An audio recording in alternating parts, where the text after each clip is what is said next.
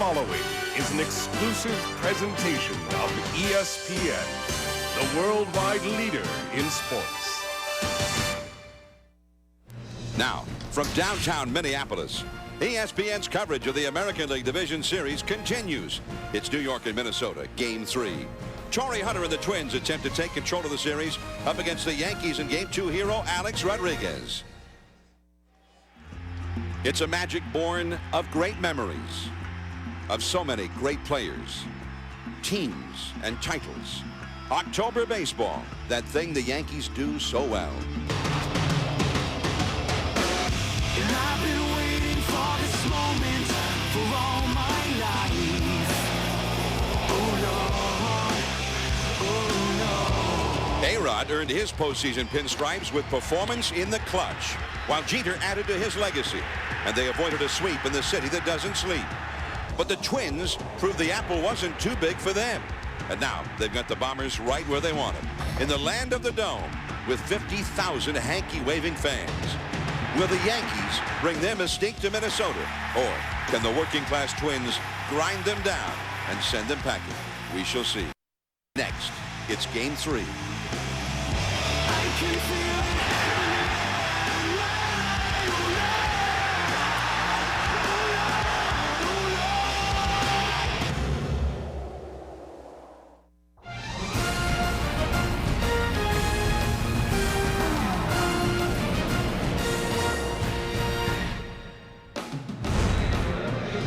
It's Game 3 of the American League Division Series, presented by Budweiser. The New York Yankees and the Minnesota Twins moving from New York here to Minneapolis, to the Hubert H. Humphrey Metrodome, and a huge crowd of Twins fans, and they are carrying those Homer Hankies, a staple of the Twins in postseason play, and they'll try and blow the roof off this place here tonight. Hello, everyone. I'm John Miller with Joe Morgan, and welcome to Game 3 of the American League Division Series. Now, Joe Torre has often said that Game 3 is always pivotal. He's always given great thought to which pitcher would be the perfect one for this huge swing game. But he's going with Kevin Brown, and he's a lot of experience. He's had an excellent career, but in the 5 weeks since he punched a wall with his left hand and broke a bone in his hand, he's only pitched 5 2/3 innings. Yeah, but he's a big game pitcher, John, and he pitched great his last outing against Toronto, pitched 5 innings and was flawless. So I think that Joe Torre has a lot of confidence in this guy, and he wanted a guy with experience. He never goes with inexperience in Game 3 because that's his big game. All right, so Brown going up against Carlos Silva. Now, the Twins were so close to coming home ahead 2 games to none, and yet they could not hold the lead, a heartbreaking loss. Now, the Yankees have a leader, Derek Jeter. He sets the tone in their clubhouse. What about the Twins? Who do the players look to now to set the tone for them after that big loss Wednesday? Well, Torrey Hunter is the leader of this ball club, and he does it by example. Plus, he chats a little bit with the players. He hit the big home run. By example, he was leading. They hit the home run on Tuesday, Wednesday, that put them ahead in extra innings. But he's also the leader defensively as well. He leads them on the bases. He is a complete player, and he's the guy. But the one thing that he has to make sure that his teammates understand, we are 1-1. Even though it seems like the Yankees may have grabbed the momentum by winning Game 2, they're still 1-1. That's the way you wanted to come back here in Minnesota. If they'd asked you this at the beginning of the series, you said, we go 1-1, we go back home and we'll win it. That's the way they should feel about it. All right, so Torrey Hunter, the Twins, they're ready. The Yankees are all set to go with the veteran Brown. Carlos Silva makes the start for the Twins. He won 14 games in the regular season and finished real strongly down the stretch. We'll be right back with the first pitch.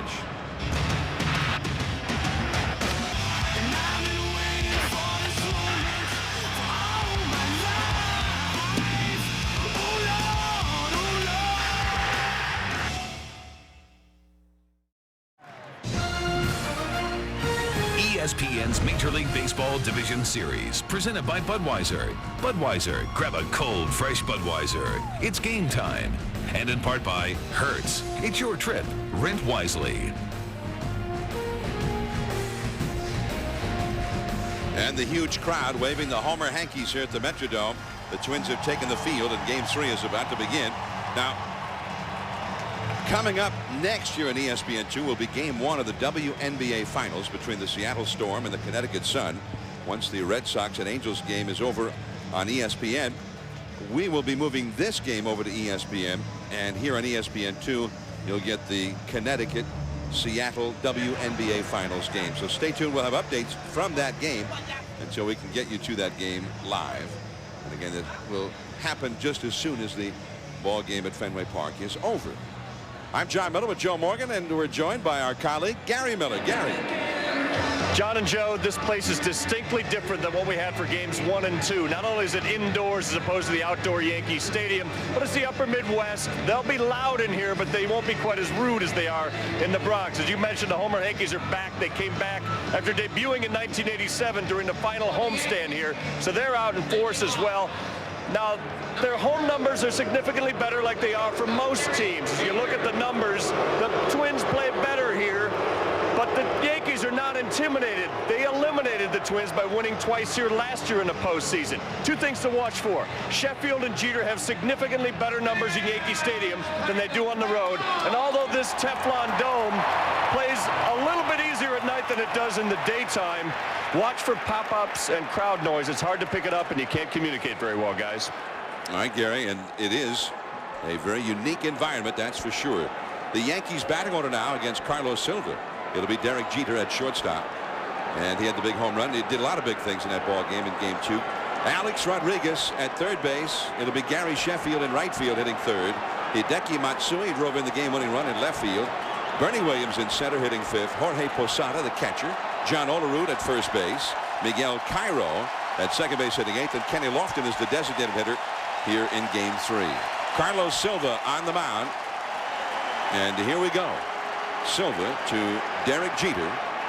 Silva's first postseason experience, and Jeter swinging in the first pitch. Guzman throws him out. Well, that could be a big help for Silva, because I mean, he's a guy that does not want to get deep into the count, and if you swing the first pitch on him, you're going to help him out a lot. There you see the opponent's batting average. I mean, that is unbelievable. 310, and the guy has a 4.14 wins and 8 losses, 255 hits in 203 innings. Those are telltale numbers. That means there'll be a lot of men on base. Here's Alex Rodriguez. He had a 4-hit game in game 2 and is 6 for 10 in this series. 1 homer, 3 RBIs so far in the postseason for Alex Rodriguez. But every time they needed a big hit, it seemed like in game 2, he was the one who delivered. That one just misses. Brian Gorman is the home plate umpire tonight. Mike Everett, Jerry Crawford, Paul Nauert around the infield from first to third. Charlie Rutherford along the left field line. Mark Wegner along the right field line. And that one is right to Guzman. Out number 2. And that's always a good strategy. Get him to hit it to Guzman. Well, that's a good game plan, because he is a great glove man. And let's take a look at the other Twins that are behind Silva. You have Jock Jones in right field. Torrey Hunter's a perennial Gold Glove winner. And there you see Jock Jones, his fielding percentage better than anyone else in right field in the American League. He did not make a real strong throw to the plate the other day, but he is a good player. Derek Jeter scored the winning run as Jock Jones threw the ball to the cutoff man, and that one is in there for a strike to Gary Sheffield. Sheffield, 1 hit in 7 at bats so far. That 1 hit was a home run in game 2. 2 down, nobody on. Silva's gotten a couple of ground balls already. That ball is popped foul and out of play. Silva is from Venezuela, 25 years old. His first full year as a starting pitcher. This was Alex Rodriguez's big hit in the 12th inning that tied the ball game and set up the winning run. And Matsui got the sacrifice fly right after. Silva missing inside. A-Rod actually would have won the game had the ball not bounced over the fence. Jeter would have scored on his hit. Crowd on its feet waving the hankies. 2 down, nobody on. 1 ball, 2 strikes. Muscled into shallow left field. Guzman sprinting out, but he can't get to it. Ball dropped in at about the 20-yard line. So Sheffield just kind of muscled one out there. Well, you were talking about that throw by Jock Jones, Joe. Let's take a look. Well, you see he was backing up a little bit, but his throw went right to the cutoff man. No way it was going to reach the plate in time to get Jeter. So LaCroix cut it off and tried to make the throw, but obviously was not quick enough. But not a real strong throw, and I don't know if he was trying to hit the cutoff man or if he was just threw it off line. Now here is Hideki Matsui. And it's fouled back to the screen. And because he seemed intent on getting rid of the ball quickly, but did not have a whole lot on the throw. Matsui, 3 hits, 8 at-bats, including that game-winning RBI in Game 2. Matsui, after a season where he hit 31 homers and had 108 RBIs. Carlos Silva's come out throwing strikes. He's had a first pitch strike to all 4 of the hitters in this inning. Sheffield back to the bag. By the way, when you talk to the Twins and you talk to Twins players and whatnot, people with the Twins, and you ask them about the Jock Jones play the other night, they all say, hey, you know, Jock, his mind has been with the tragedy in his family. His father died at a very young age. Jock had been back, and it's a well-known story by now, back home before this series started with his mom and his family, and then after Game 2 he went right back out to California for the funeral, which was yesterday.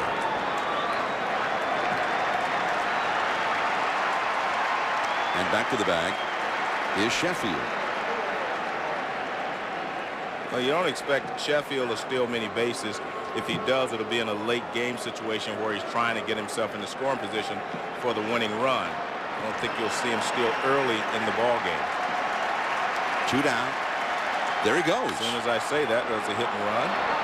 That one is a foul off the left field line and back out of play, and Sheffield will go back to first. And Guzman was covering, so Matsui did try to hit it to the left side. So with the runner going, Guzman covering, that was the big hole in the infield that Matsui was trying to exploit. There's Kevin Brown, all warmed up. Got the arm covered up with a big towel. Getting ready for the last of the first inning. Sheffield runs again. Now a throwdown, and they tag. Beautiful play by Guzman. He took it on a bounce and made an acrobatic tag to get Sheffield. The Yankees are gone. The Twins are coming up against Kevin Brown when we return. Yankees nothing, and the Twins coming to the plate now beneath the plastic sort of fabric dome here at the Metrodome. Christian Guzman fielded a couple of ground balls flawlessly, and then he made a spectacular play to get the tag out on Sheffield to end the inning. Now the Twins batting order. Shannon Stewart leads off left field. It'll be Jock Jones in right field. He's had a home run. Torrey Hunter almost was the hero in Game 2. He's in center. Justin Morneau, who also had a big hit against Mariano Rivera. He's at first. Corey Koski had a huge hit against Rivera that tied the game. He's at third. Lou Ford back in the lineup. The designated hitter. Christian Guzman at short, hitting 7th.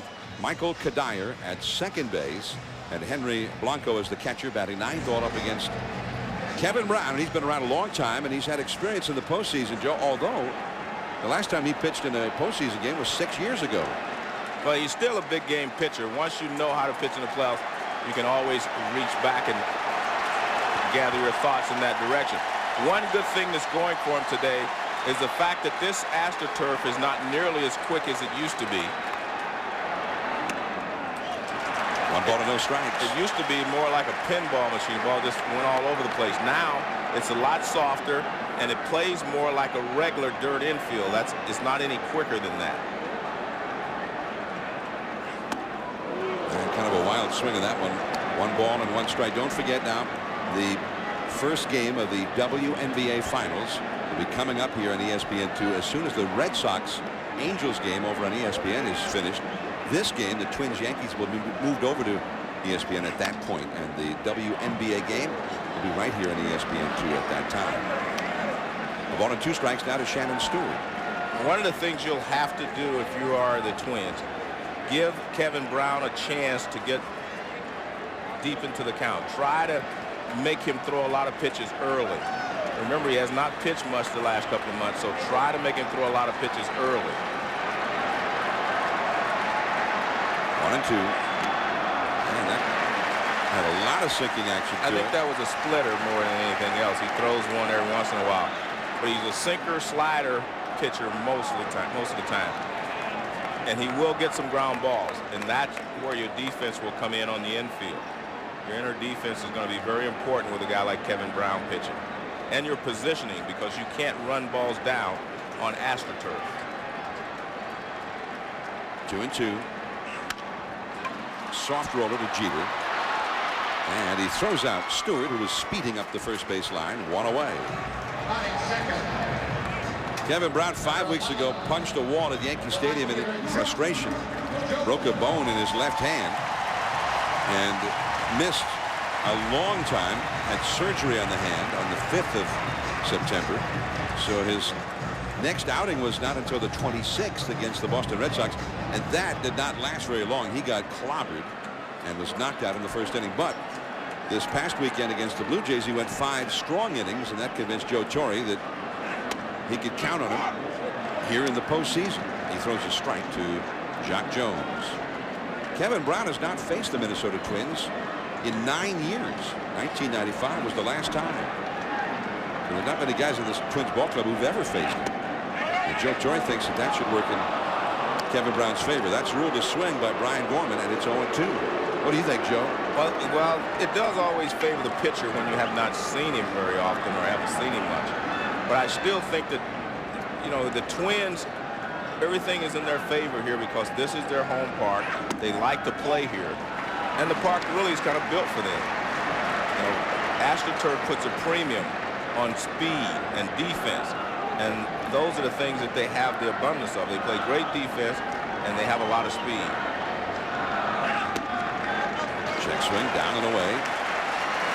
So the count now is 2-2 to Jock Jones. Torrey Hunter on deck. The only guy in the Twins starting lineup who has ever faced Kevin Brown in a big league game is Henry Blanco, the catcher, who will bat 9th. 2-2. That one again, maybe the splitter again. I mean, that one just disappeared as he started to swing it. 90 miles an hour. Brown's always had a lot of movement on that sinker and whatever he throws.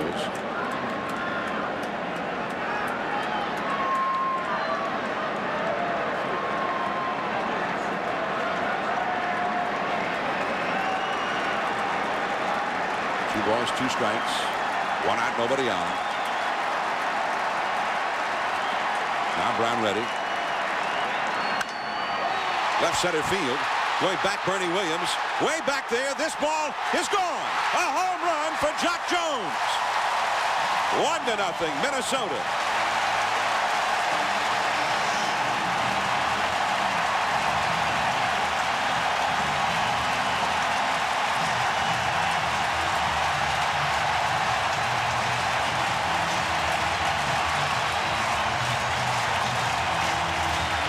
Another opposite field home run for Jock Jones. Well, that's the point I was making, John. Make him get deep in the count. That gives you a chance to see a lot of his pitches, and then you're a better hitter if you have seen a lot of his pitches, especially when you haven't faced him before. And that's a strike to Torrey Hunter.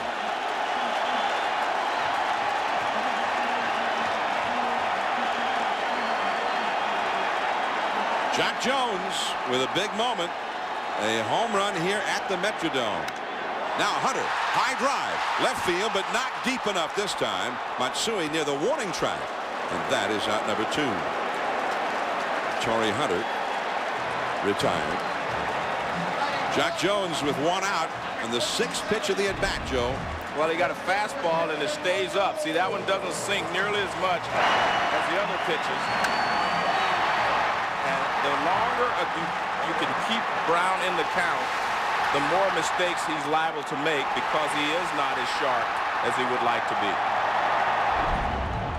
Now Justin Morneau, the young slugger, 22 homers in the minors, 19 in the big leagues all this year, 41 total.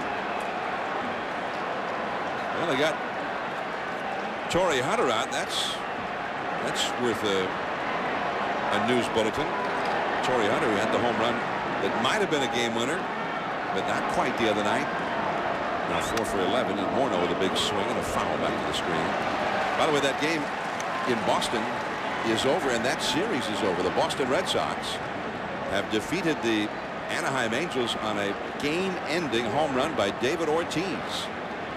So the Red Sox sweep that series, and they will be awaiting the winner of this series. It's back out of play.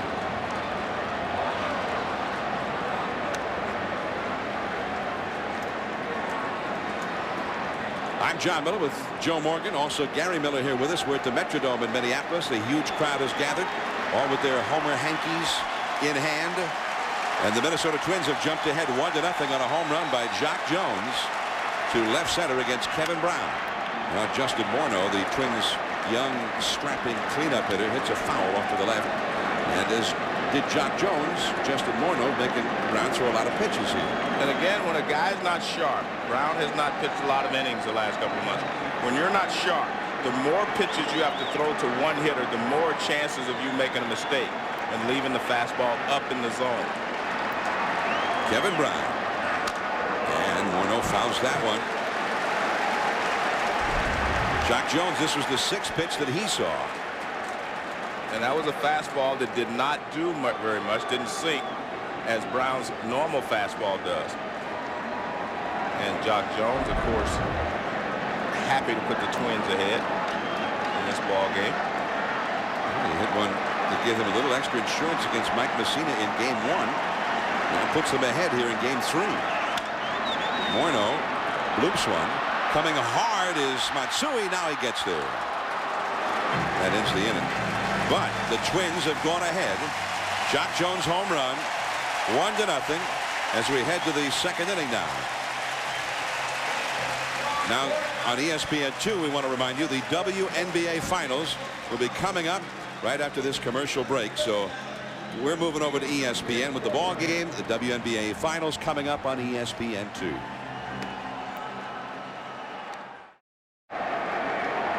Here's Carlos Silva now going to work in the 2nd inning with a 1-0 lead, and he throws a called strike to Hideki Matsui. Matsui was at the plate when Gary Sheffield got thrown out trying to steal to end the 1st inning.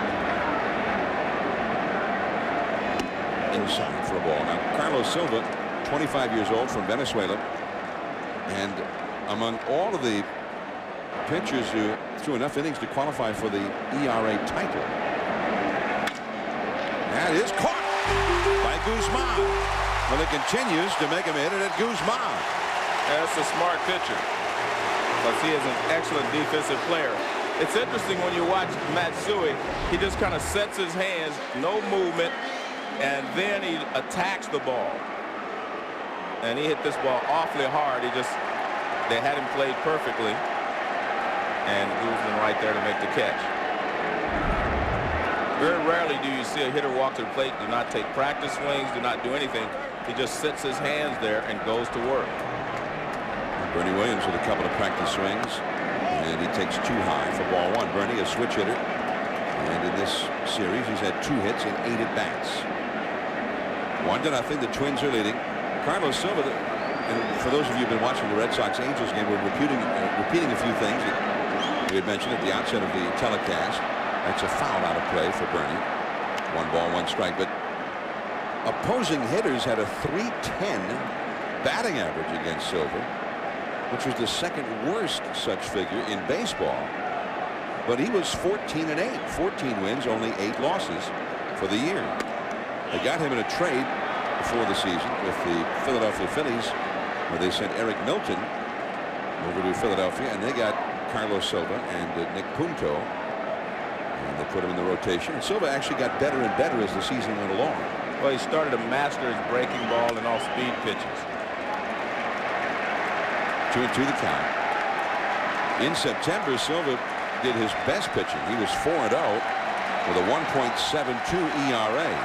And that's a direct reflection of the fact that he's just stopped trying to blow people away and started using his slider and his changeup. Broken back.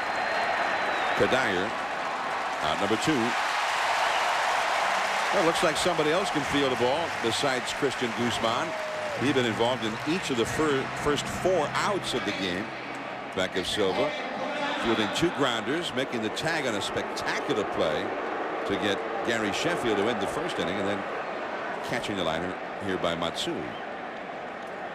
Christian Guzman and defense. That's what the Twins are all about. That's exactly what they do best. They play great defense, and defense and pitching obviously will always keep you in the ball game. That's a foul hit by Jorge Posada. Yankees powerful catcher. This year 21 homers. And even though, John, everyone's all excited because the Yankees won game 2, I mean, it's still 1-1. The Twins won split in Yankee Stadium. You come home with a split, you always feel like you're ahead of the game when you start in the opposing team's home field. So if you're the Twins, you just say, hey, we lost game 2, but that puts us even. Now we're at home where we can take advantage and control of the series. 2 down, nobody on. Posada batted 1-0. The Twins lead, and that sinker runs down and away. 2 balls and a strike with John Olerud on deck. I asked Terry Ryan, the general manager of the Twins, about the trade that brought Silva here, and he said they needed to free up some salary. That's a base hit to center field. Milton was going to get something like $9 million this year, so they sent him off to the Phillies. Saved a lot of money there, and he said he used a lot of that money to re-sign Shannon Stewart to a 3-year contract. We're in the Metrodome, game 3 of the American League Division Series. The winner of this series will take on the Boston Red Sox in the League Championship Series starting Tuesday. I'm John Miller with Joe Morgan and Gary Miller. Jock Jones with a solo homer in the bottom of the first to put the Twins ahead here, 1-0. Carlos Silva pitching for the Twins versus Kevin Brown.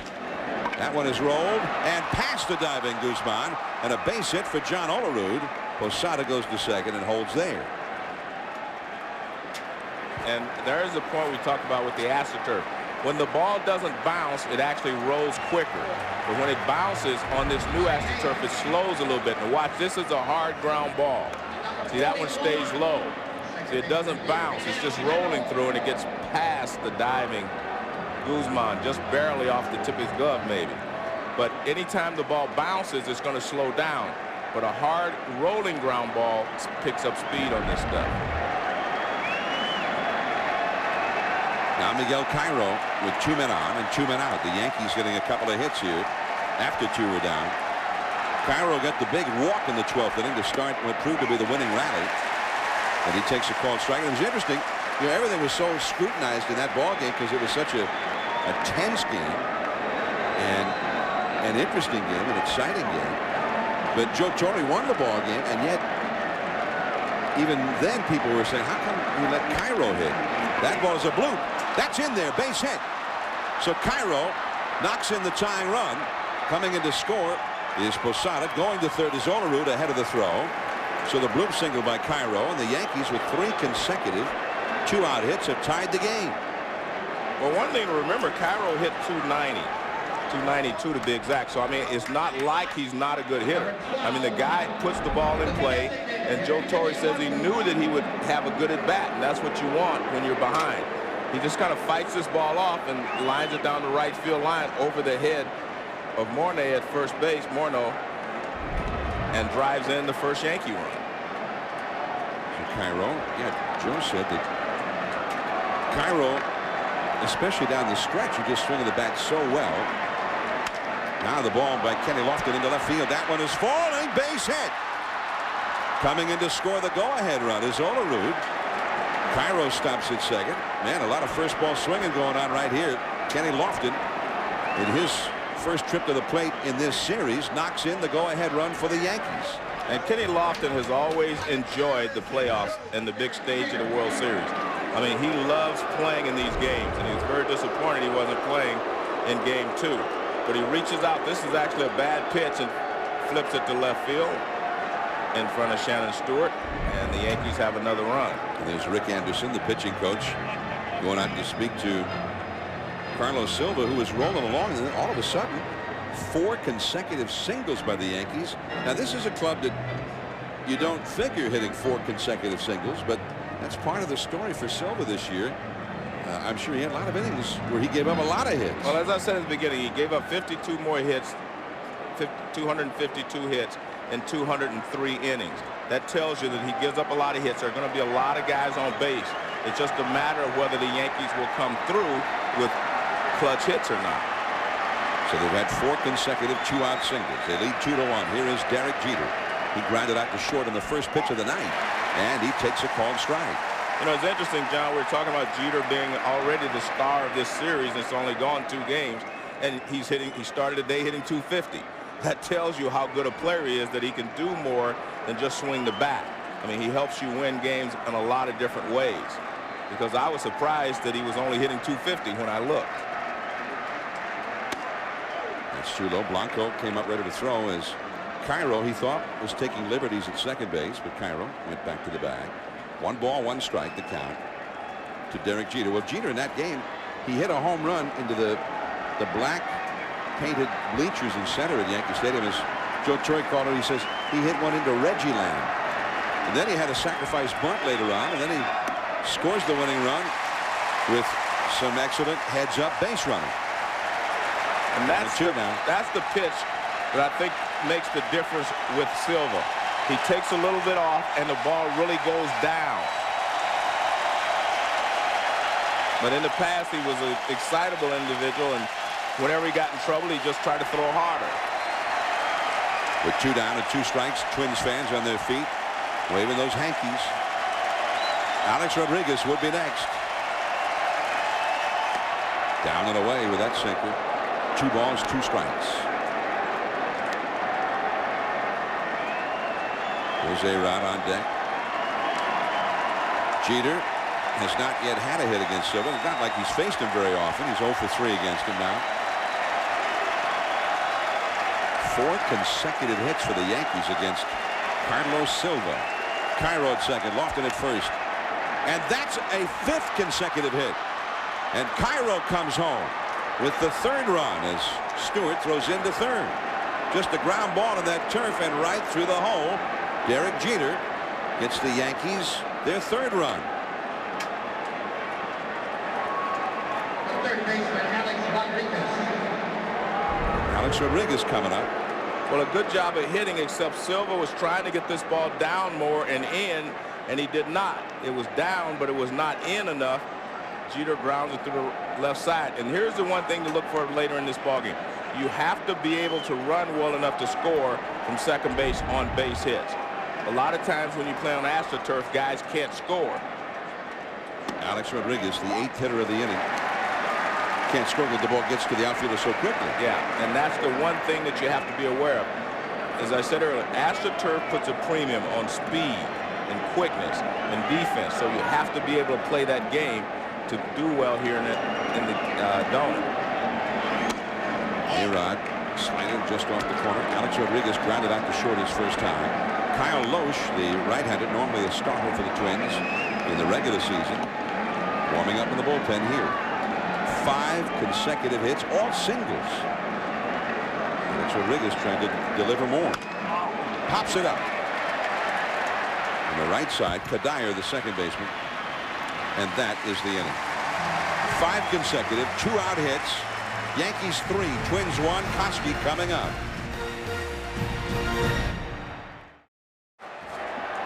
Yankees 3, Twins 1 from the Metrodome in Minneapolis. And now the Twins come to bat, trailing for the first time in this game. Corey Koski, the 5th place hitter and the Twins' leading home run hitter during the season. Hit sharply but right to Cairo. And there is quickly 1 away. And let's take a look at the Yankees defensively. Their defense is not as quick or as good overall as the Twins. The Twins have an excellent defense, but you have Posada behind the plate. And I don't think he ever gets enough credit for what he does, because he has had to be the guy to control all these different types of pitchers, from Clemens to Pettit to Brown, and he's always done a good job of calling pitches, using their strengths. He doesn't have any one particular way of calling the game. He's not, say, a fastball catcher or a breaking ball catcher. He uses the strength of the pitcher. Lou Ford back in the lineup for the Twins. Ford, who hit .299 during the season with 15 homers, 72 batted in. Also had 20 steals. And a high slider there from Brown, but popped foul and into the upper deck off to the right. And what I was talking about, there are catchers who are fastball calling, pitch calling catchers, and there are guys who call a lot of curveballs or off-speed pitches, and you know who they are. Posada, like I said, he changes with whomever is pitching. 1-2 the count. That breaking ball past Brown. There's Derek Jeter, and he throws it into the dugout. And Lou Ford showing off that speed right there, and he'll be awarded second base with that throw going into the dugout. Well, this is another AstroTurf moment, because this ball was chopped over the mound. Normally Jeter would be able to come and get it in front of the bag, but because it's on AstroTurf, it bounces. He would be able to cut it off, but he can't cut it off. He has to go behind the bag, get it. Now he's on the move, has to throw across his body, and it's just a difficult play. I think they should score this a base hit. Normally he would cut in front of the bag. He was not able to cut in front of the bag, and that makes you run. That gives your body angle a much more difficult throw when you're running toward right field. And he is given credit for an infield hit, plus the throwing error by Jeter for allowing him to go to second base.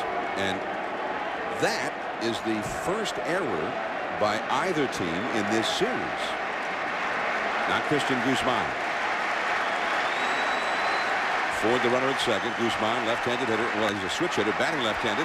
Cairo knocks it down, keeps it on the infield, but can't make a play.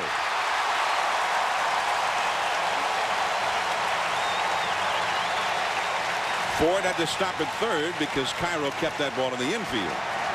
This is what the AstroTurf forces you to do. Bouncing balls force you to catch it deeper. Hard hit balls force you to dive for them when a lot of times you'd be able to round the ball and get in front of it. AstroTurf takes a different type of a player. You have to cut the angle off instead of going deep. You see where he's going deep out there? What that does is force you to have to cover more ground. You've got to cut the ball off on AstroTurf. And we saw Jeter wasn't able to do it, and there Cairo wasn't able to do it. Guzman back to the bag. Guzman had 10 steals this year. Ford, the runner at third, had 20 steals.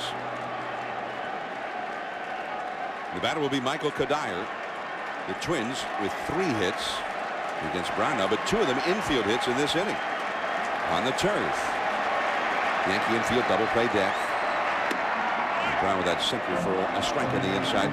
You see Brown had that big leg kick, Joe. Is this a guy you can steal a base against? Well, you can steal a base against him, but you're down 3-1, and he's not thinking about that. He's thinking about the hitter, although I think Posada is going to go out and remind him.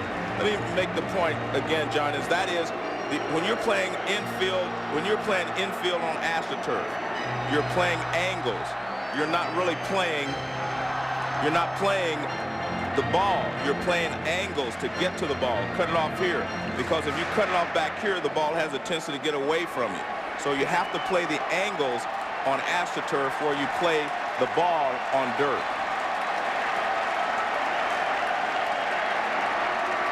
1-1 the count to Kadire, and it's 0-2.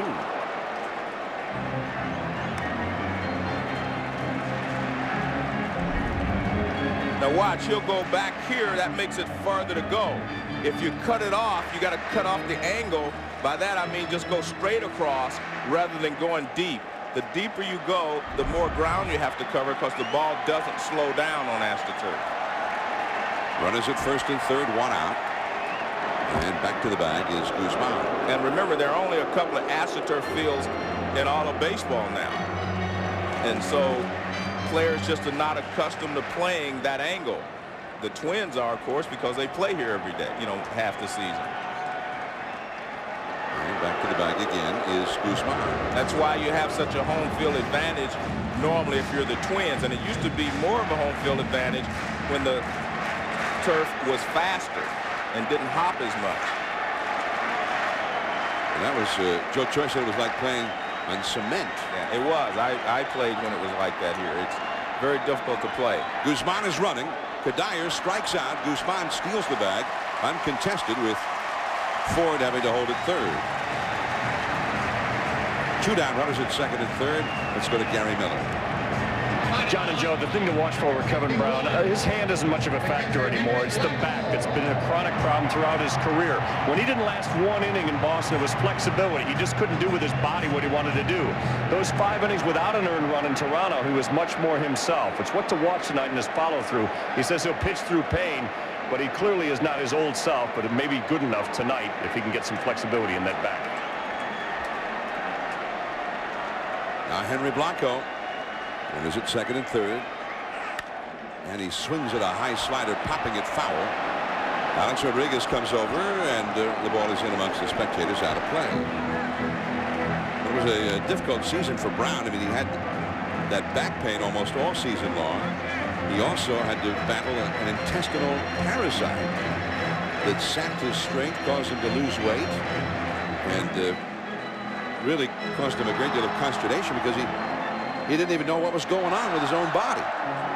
And then finally, one night when things weren't going well in early September, he pounded his left fist on a wall, a cement wall in the clubhouse, breaking a bone in the left hand. He's had to deal with that back pain, though. Joe Torre says sometimes it just, as Gary was talking about, gets to a point where he doesn't have the kind of movement that he needs to be successful out there. The freedom of movement. 0-2 the count to Henry Blanco. Blanco's the only guy in the Twins lineup who has faced Brown in a big league game before tonight. John, I want to correct something. I called it AstroTurf because that was the original surface. This is next turf. So that's the next generation. Well, it's all AstroTurf to me. Well, it is to me too. This is the next generation. So I'm just going to call it turf. How's that? But it's a little different. The original AstroTurf was more like a carpet, I guess, and this is next turf. Well, it looks like grass a little bit there. It has some blades, but it doesn't really look like that when you're standing on it. But there are some blades there, or artificial blades. Our director Jimmy Moore wants to put some Christmas tree lights on it and take it home. That one is right to A-Rod. And that is the inning. The Twins get a couple of hits, but lead 2. Sheffield, Matsui, Bernie Williams coming up 3-1 Yankees.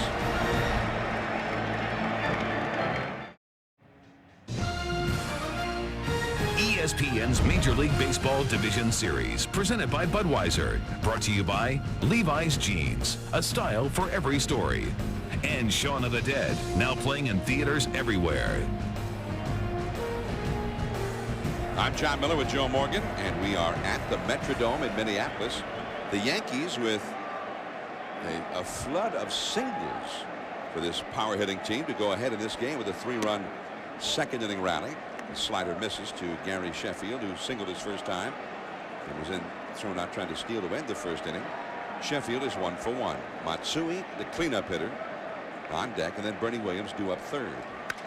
Sheffield drives one deep down the left field line, but foul. I wonder how many foul home runs he hits during the year. I mean, every game we watch, he hits at least one. Well, and I enjoy every one of them. He hit one. His home run on Wednesday was similar to the foul ball he just hit here.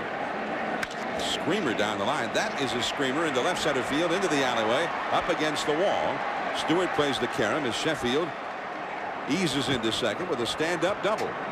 Reggie Jackson and I were standing there watching him take batting practice, and he was hitting the ball so hard. I said, man, have you seen anybody hit the ball this hard nowadays? And he said he brought back guys like Willie McCovey, Willie Stargell. He said they hit it like this. I mean, when he hits the ball, it's just hard. I mean, this ball gets between them so quickly. I mean, no chance to even cut it off, and they're already playing deep. I mean, I don't think anyone's hit line drives as hard as Gary Sheffield does.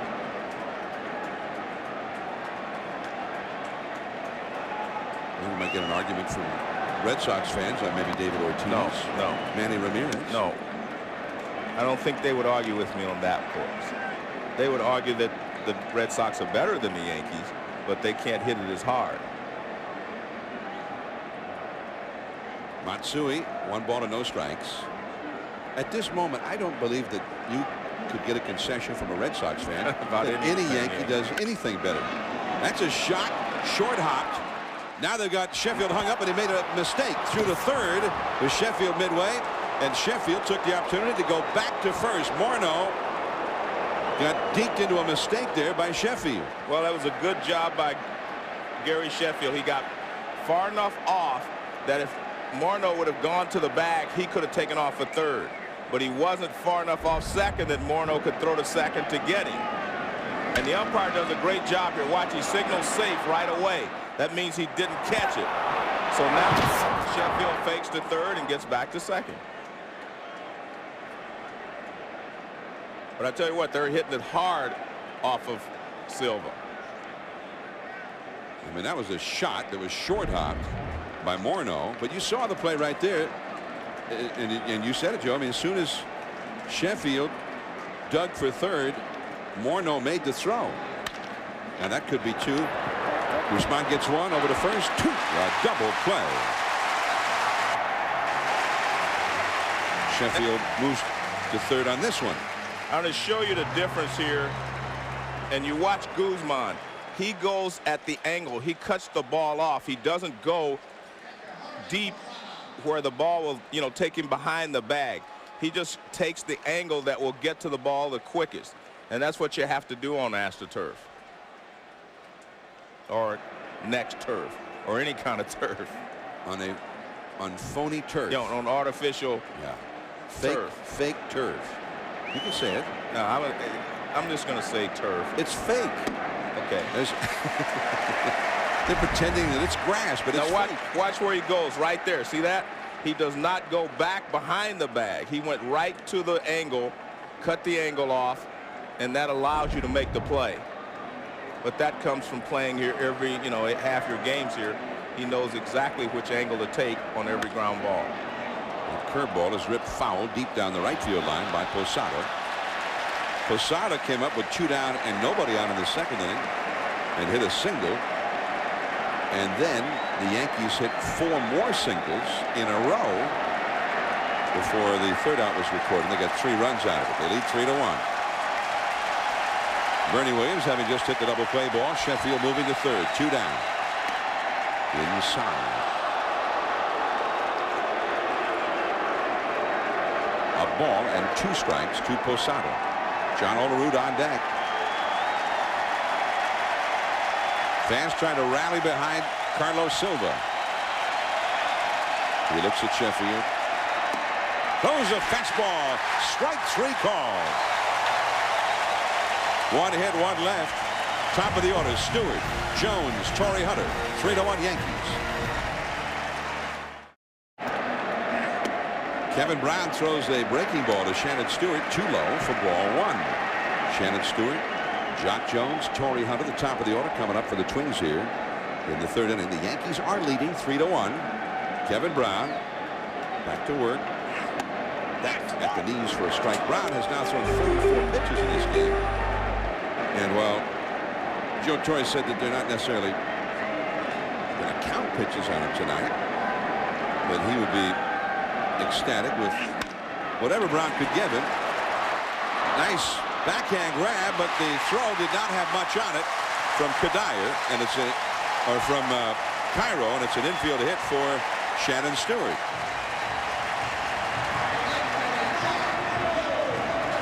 He tried to use that turf in the old David Concepcion. Yeah, Davey started doing that years ago. Let's take a look here. The ball will go here. He starts here. And on this AstroTurf, you have to cut the angle off here. If you don't get it here, you're not going to throw the guy out. When you catch it back there, you're not going to be able to throw anyone out. And that's the problem. See the angle he takes? He has to go away from the infield. And then he can't get anything on the throw. And you have to cut the angle off. If you don't cut the angle off and the ball goes through, so what? But that's why this turf puts a premium on speed and quickness. Your first 2 steps make the difference. Here's Jock Jones. Man, he doesn't get cheated, does he? Fouled that one off the catcher. What do you think he was trying to do on that pitch? Yeah. I mean, he just lets it go. And he's not a big guy, but he's got a lot of power. And the Yankees, they already knew that, but they're having to have it revisited on them the hard way. He's hit twice home runs in this series in the first 3 games, including his home run tonight. Jock is only 5 feet 10 inches tall, but he had 24 homers this year. 2 years ago he had 27 home runs. And back to the bag is Shannon Stewart. Stewart can run. He's got some speed. And when you have a guy that will steal bases, Kevin Brown does change his approach to the plate. Sometimes he'll almost slide step. Other time he just doesn't hold it at the waist very long. Brown held a long time there. That's a double play ball. Jeter steps in the bag one. Over to first. Two. A double play. Again, it's always easier if the shortstop can take it himself, because his body and everything else is going toward the bag, and there's never a chance to mishandle the ball. And look at this. This is perfect. Get it, go right at the runner, make him get down, and everything becomes easy. You just play catch with the first baseman. And he runs, he tells Cairo, I've got it. Cairo gets out of the way, and he fires a strike. So 2 down, nobody on for Torrey Hunter, and a slider misses. Torrey drove one deep to left field, but caught at the edge of the warning track by Hideki Matsui, so he is 0 for 1. 3-1, the Yankees are leading. And that one sinks off the glove of Posada, back to the screen. 2 balls and no strikes. We're in the last half of the 3rd inning here from the Metrodome in Minneapolis, Game 3 of the American League Division Series. The Yankees and Twins are tied a game apiece. The Twins jumped ahead against Kevin Brown on Jock Jones' first inning home run, but then the Yankees strung together 5 consecutive 2-out singles in the 2nd inning to score 3, and they lead 3-1 here in the last of the 3rd. 2 down, nobody on, and the count to Torrey Hunter is now 2-1. You know, John, what I've always liked about Kevin Brown is he does not pitch to the hitter's weakness. He pitches to his strengths. He uses his sinker, he uses his slider, and he uses his forkball. He doesn't care if you're a good breaking ball hitter or not. He will still throw you his splitter. He will still throw you his slider and his sinker. He just decides that he has better stuff than you are a hitter, and he just comes right after you.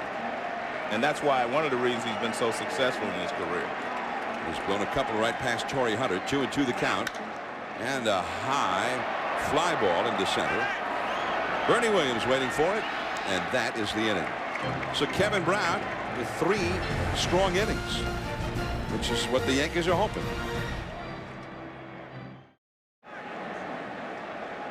Top of the 4th inning, the Yankees lead the Twins 3-1 from the Metrodome in Minneapolis. John Olerud, the 7th place hitter, leads off against Carlos Silva, who misses low with ball 1. Olerud had the second of those 5 straight singles hit in the 2nd inning that got the Yanks their 3 runs. Miguel Cairo and Kenny Lofton to follow. And that's a ball. You know, today, Joe, we were sad to learn that Angelo Giuliani, a longtime baseball man, a legendary scout with the Twins and legendary in this part of the country, he passed away. He goes so far back, he used to be a catcher for the Washington Senators and was on the field. He was the catcher that day on Lou Gehrig Day, the day of the "Consider myself the luckiest man on the face of the earth" speech by Gehrig in 1939. Send our prayers and best wishes to the family of Angelo Giuliani. And a little bit later here in the inning, we're going to have Gary Miller meet with a couple of former great Twins. Well, John, while you mentioned, we also send our condolences to John Cerruti's family, who passed away this past week also. In foul ground, Guzman, and Olerud is retired. Let's go down to Gary Miller. John and Joe, I'm here with a who's who of the Twins. We got Ken Herbeck, Harmon Killebrew. We'll get to Harmon in a minute, but Angelo Giuliani signed you. You found out about it today on the golf course. What's your favorite memory of Angelo? A very funny human being and a great guy. He was, you know, he was my scout that signed me, followed me around when I was in high school. So I love the man to death. It's a sad day for Minnesota Twins. Saw you around the batting cage with Don Mattingly, the Yankee hitting coach, and I said, didn't you have any resentment against him for winning all those gold gloves that you might have won? You said he doesn't have one of these. When you come back here for the postseason, what memory comes back to you most? I think the fans, the pack in this place, and the loud noises and stuff like that, and just hearing the screaming, the Homer Hankies, it's a fun sight. Well, you're here next to another all-time great, Harmon Killebrew, who you see Joe up in Cooperstown every year. Harmon, how do you feel about Washington getting a team again? Oh, I'm excited. I think it's great. I think they deserve to have another ball club in there. In fact, I was sorry to see our club move out because we were just starting to become a good ball club when we moved to Minnesota. I'm not happy that I played all those years here because I love playing in Minnesota. Now, you're in the 500 home run club, that elite club that's growing a little bit year by year. The ground ball by Cairo. The Twins get another out. As I was saying, Harmon, the 500 home run club, you played in the Met, though, which was cold and big. How many home runs do you think you would have hit in this place? Well, I'm never going to hit another one, so let's make it a big number. I have no idea, but that was a great ballpark to play in out there. In the spring and the fall, the wind usually blew in. In the middle of the summer, it carried a lot better. So that was the difference in that ballpark playing outside. Well, thanks a lot. Harmon threw out the first pitch. It's a who's who down here, guys. Yeah, Gary sorting with some former Twins and some all-time greats there. And there's Tony Oliva. Yeah. Rod Carew sitting next to Tony. And the Twins used to have batting champions almost every year. And they were fighting each other for the championship. Lofton to Torrey Hunter. 3 up and 3 down. First time that's happened for Silva. Morneau and then Koski coming up. Game 3 of the American League Division Series. The Yankees leading the Twins 3-1. First game of the series played here at the Metrodome indoors in Minneapolis. Justin Morneau, the cleanup hitter for the Twins. Then Corey Koski and Lou Ford, the middle of the order, coming up against Kevin Brown, a veteran right-hander. And they took a little something off that one, and it is 0-1 to the powerful Morneau, who flied out to shallow left center. But here's a young guy, Morneau, spent the first half of this year in the minor leagues, and he's facing a grizzled veteran. And he hits it hard to center. Bernie Williams, one away. Now let's get an update from the studio with Dave Repson. Thank you, John. Here with Steve Phillips. 20th Century Fox's Day After Tomorrow brings us a dramatic finish in Boston. David Ortiz, Steve. Terry Francona could have punched run for Ortiz in the 8th, and he chose not to. It was a great decision. Came up in the right spot and delivered. The home run in the 10th to win it. The Red Sox headed to the ALCS for the 2nd straight year. John and Joe? But this time a sweep. And they will be able to rest and nurse any injuries that might be lingering, and also set up their rotation just the way they would want it for the league championship series. So Boston has won its series. Atlanta and Houston tied in the National League at a game apiece. St. Louis leading the Dodgers 2-0. And here the Yankees and the Twins tied at a game apiece. And a strike there to Koski. He didn't like the call. He's talking to Brian Gorman, the plate umpire, about it. Koski grounded out to second his first time. Kevin Brown throws a fastball that starts off the plate inside and leans back over the plate. And that's very effective against left-handed hitters. Ryan outside, 2-1. I asked Joe Torre if he got 6 good innings tonight from Kevin Brown, if he'd be satisfied with that. He says, I'd be satisfied with insert a number in front of good. Yeah. As long as they're good. Which I took to mean a good 4 innings, a good 5 innings, because he didn't know how long he's going to be able to last out there. 2-2. And you have to give Brown a lot of credit, because when he first started, I thought he was a little shaky, and that if the Twins got him deep in the count, they could have some success against him, and they did. But he's changed his pattern. He is throwing strikes, and I mean, he's got great movement on all of his pitches. 39 years old, still in superb physical condition. Off the outside, although he's had a lot of regular visits to the disabled list with different injuries, especially back problems that often come with age. Now, and as soon as I say I think he's throwing really well, anytime you see Kevin Brown taking more time, that tells me that something is not right. Maybe he's tiring a little bit or something, but that's up the middle, and Koski has himself a base hit. He does not normally take a lot of time between pitches.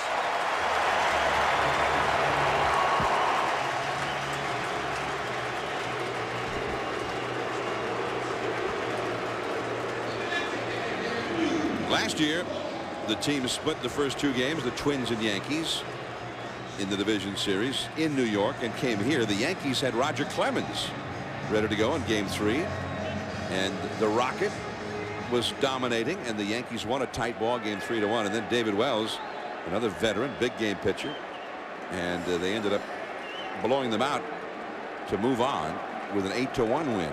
Well, that shows you the difference. Last year it was Messina, Pettit, Clemens, and Wells.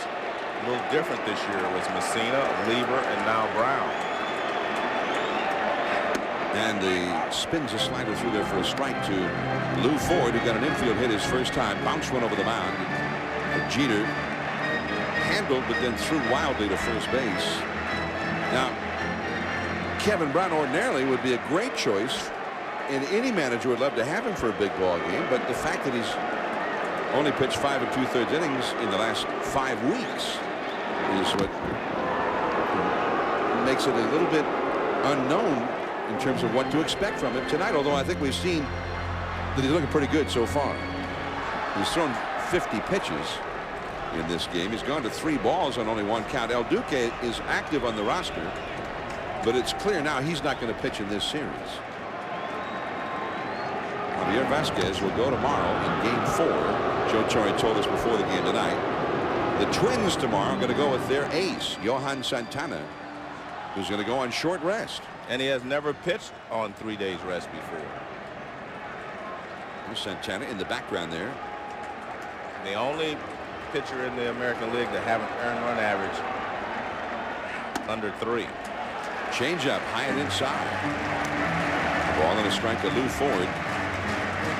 So tomorrow night, Vasquez 14-10, and then Santana, who was the best in the league, 20-game winner.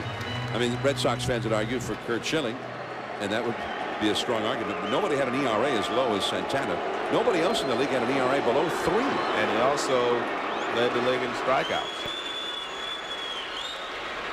Dropped down with the side, and Ford hits a long foul down the left field line. Just soaring and very majestic looking.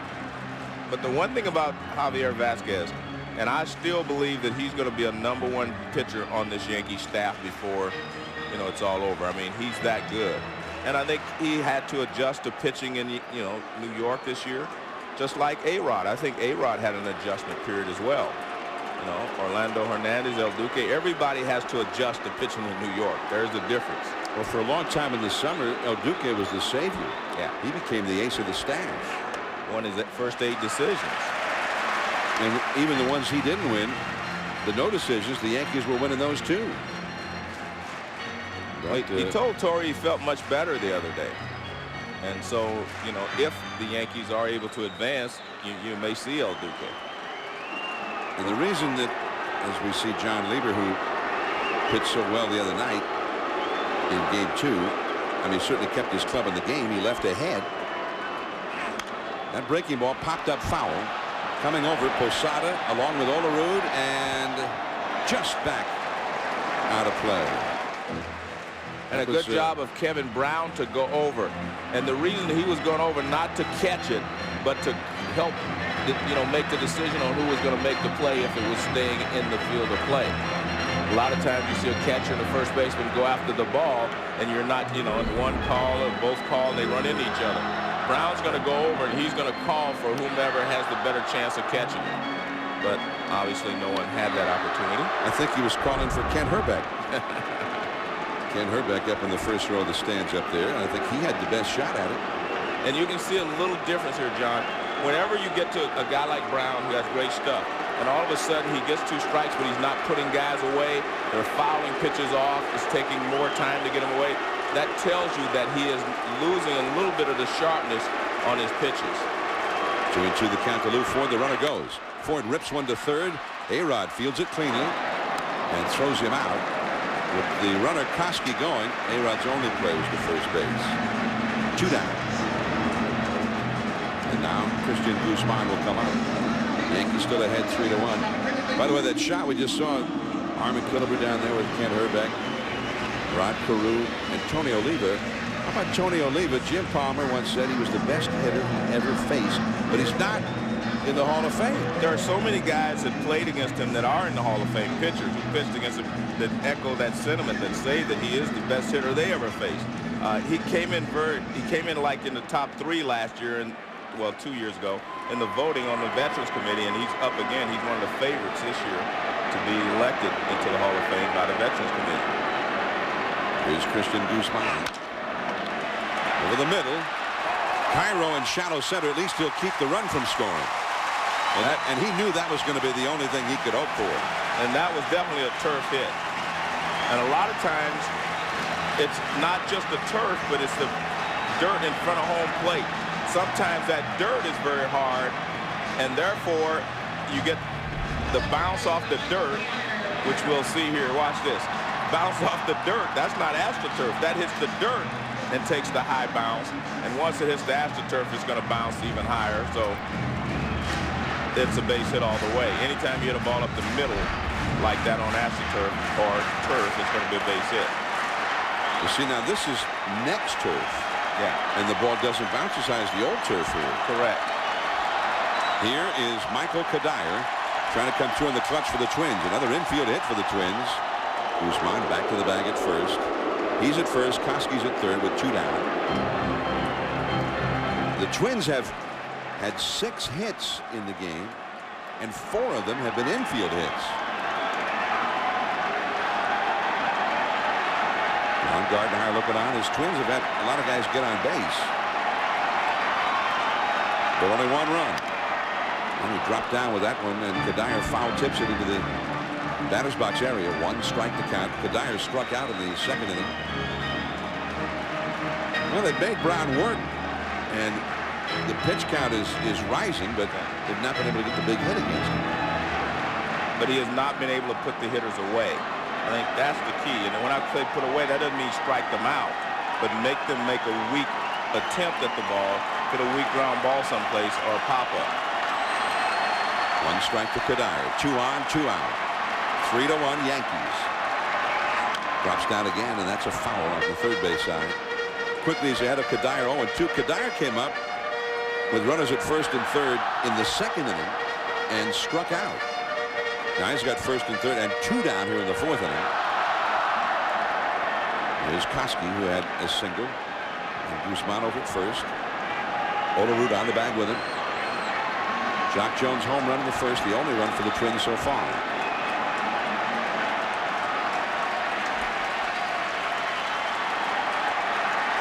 Brown peering in at Posada. 0-2 the count. And the slider down and away. Slider or cutter.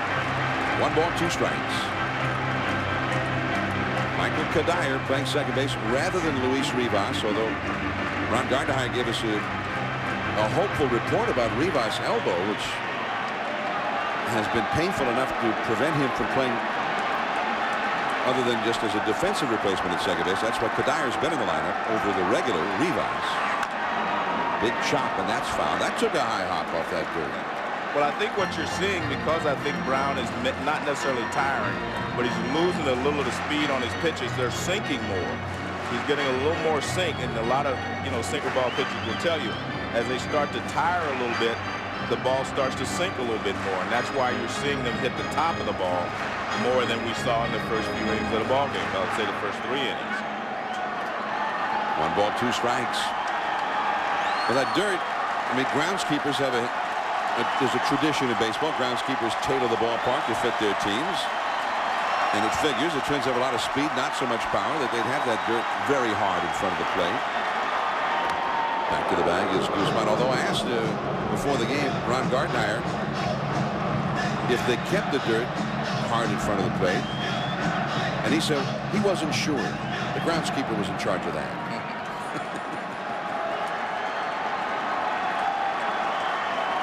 Also, of course, the Minnesota Vikings play football in this ballpark. There goes Guzman. The ground ball to Jeter. And that is the inning. 2 men stranded. On to the 5th inning now. The top of the order coming up with the Yankees, who lead 3-1. It'll be Jeter, A-Rod, and Sheffield. from the Metrodome in Minneapolis. It's Game 3 of the American League Division Series. The Yankees are leading the Twins 3-1 in this game. The series itself is tied at a game apiece. The big crowd, many toting their Homer hankies at the Metrodome. But so far, the Yankees, Kevin Brown has done just what Joe Torre hoped he'd do through the first 4 innings. He's got the lead 3-1. Derek Jeter leading it off, trying to bunt his way aboard, but he bunts it foul. I saw a great article in the New York paper today. Derek Jeter, he said, my job is to get on base, whether that's hit a home run, a double, single, bunt, whatever it is, take a walk. He said, my job as the leadoff hitter to get on base. And you saw an example of the way he thinks right there. I mean, this is a small ballpark. He hit a home run yesterday, yet he's trying to bunt to get on base, to get something started here. And you can't feel too comfortable with a 3-1 lead if you're the Yankees, because you know the Twins are very dangerous in this ballpark. This is their home ballpark. They know how to play all the angles here. And you're not sure how long, you know, how many more innings you're going to be able to get from Kevin Brown. So I think it's very important if you're a Jeter to try to add something to the lead by getting on base and bringing up the big sluggers. Pretty good eye there by Jeter on that off-speed pitch from Carlos Silva. No swing, says first base umpire Mike Everett. But you see the difference in Silva. You know, earlier in the game when he got in trouble, he was just trying to throw harder and harder. He has been pitching better the last couple of innings, using his off-speed pitches, using his breaking ball. Alex Rodriguez on deck, and Jeter takes the ball 2-2. Jeter had an RBI single in the second inning of this game. He has reached base now in 19 consecutive division series games. And these games are such high pressure. That's a foul out of play. And a lot of those times, obviously, he was not hitting leadoff. They had Soriano for a while. They've had other people. He just recently, you know, moved up after Soriano left in the last half of last year to be the leadoff hitter. And I'm not sure, you know, where he likes to hit the most, but he can hit first or second in his lineup. He can get the job done. They hit him third for a while. I didn't think that was a good spot for him. 2-2 the count. And he pops it off the fists, foul into the crowd again. And one of the reasons I didn't think he was as good in the third slot is just what we see. He's a very aggressive hitter. He goes after a lot of pitches, and he will not, you know, be nearly as patient with runners on base. There's Brian Cashman and Mr. October there, partially hidden behind the bars. Brian Cashman, the Yankees general manager.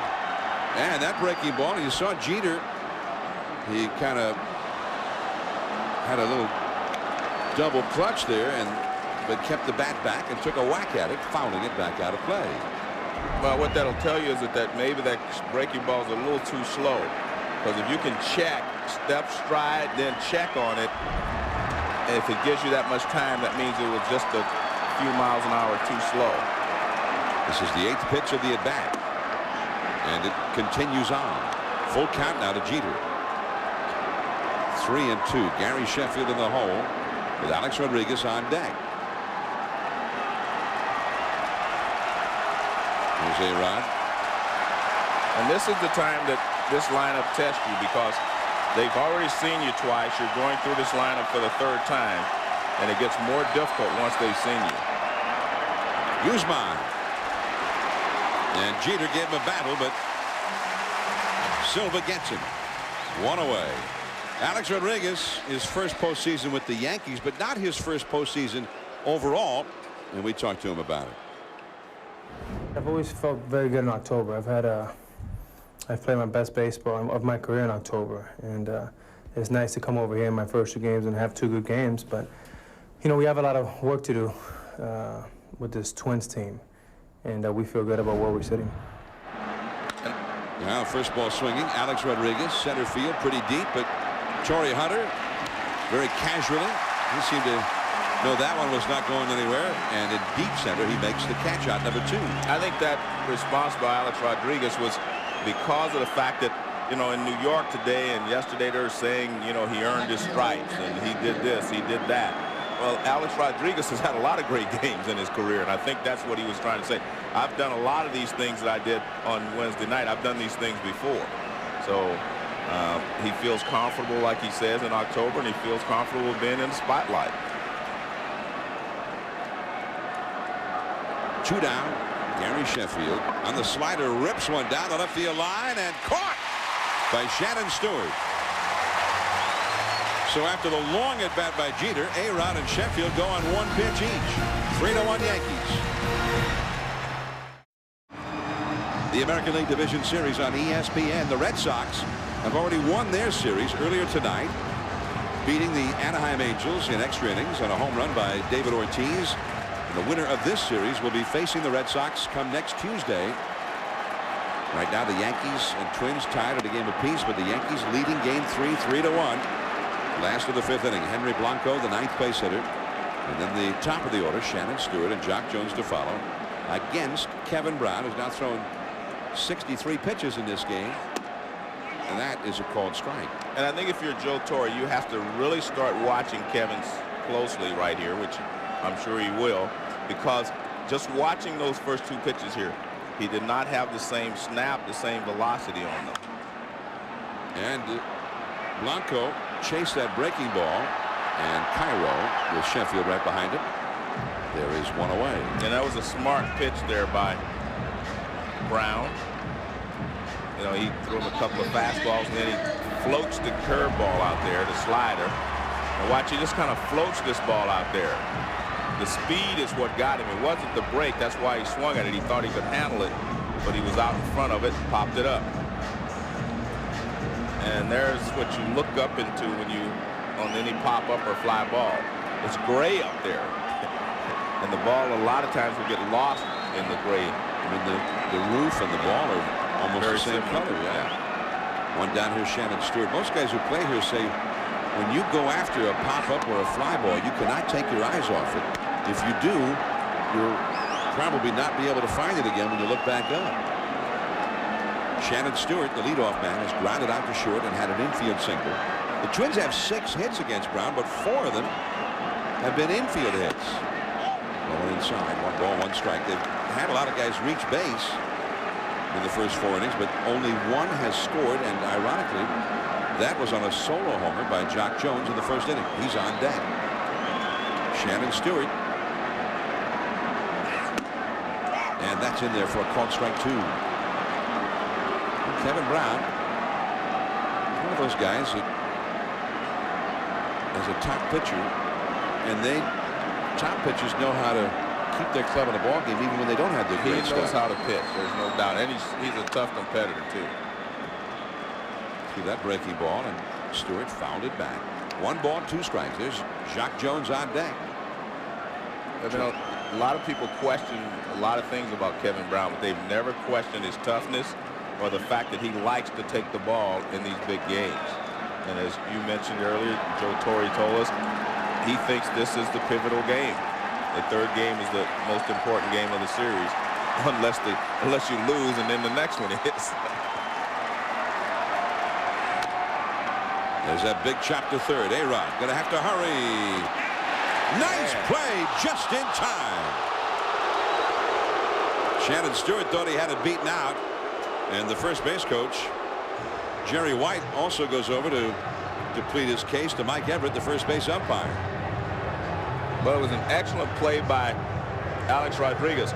This is not something you learn to do at shortstop. Charge the ball like this and get rid of it quickly at that angle. Look at that. 1 step and throw, almost sidearm. You do not, that's not something you do from shortstop. So he had to learn this year after playing shortstop all that time. I'm still not convinced that they got him myself. Well, I was actually watching the play and the release from A-Rod. I'd like to see it again. I just thought it was such a great play by A-Rod that, you know, something that he wasn't accustomed to doing until this year. Jerry White grabs that one. The first base coach. Well, I think you did get him, John. I know it's probably by about 3 inches, but very close. See, now he hits the bag, I think. I mean, it's like half an inch. Yeah, it was that close, but it looked like they did get him. Jack Jones. Let me look on another monitor. Well, I can't tell from that monitor, but from the other one, it looked like his foot. It looked like his foot was about an inch or two off the bag when they caught it. 1 ball and 2 strikes. So it could be that Everett got it right. Yeah. Well, which was a great call. I mean, that was a tough call. And he didn't get many cheers for the call that he made in this ballpark. Plus, he didn't get to look at it in slow motion. See, I'd be a terrible umpire. Yeah, I've noticed that for 15 years. Well, go ahead. I mean, I would always make the call to get the roar of the crowd. Oh, okay. Like they would somehow cheer for me. I would be totally influenced by the home crowd. That's the umpire. You're right. You're not a good umpire. Safe. And then I think they were cheering for me. They might be if you make the proper call. Well, I think he got the call right. 3-2 the count. There's Cairo. And Jack Jones retired. Well, Kevin Brown is on a roll. 5 innings, very solid. Matsui coming up.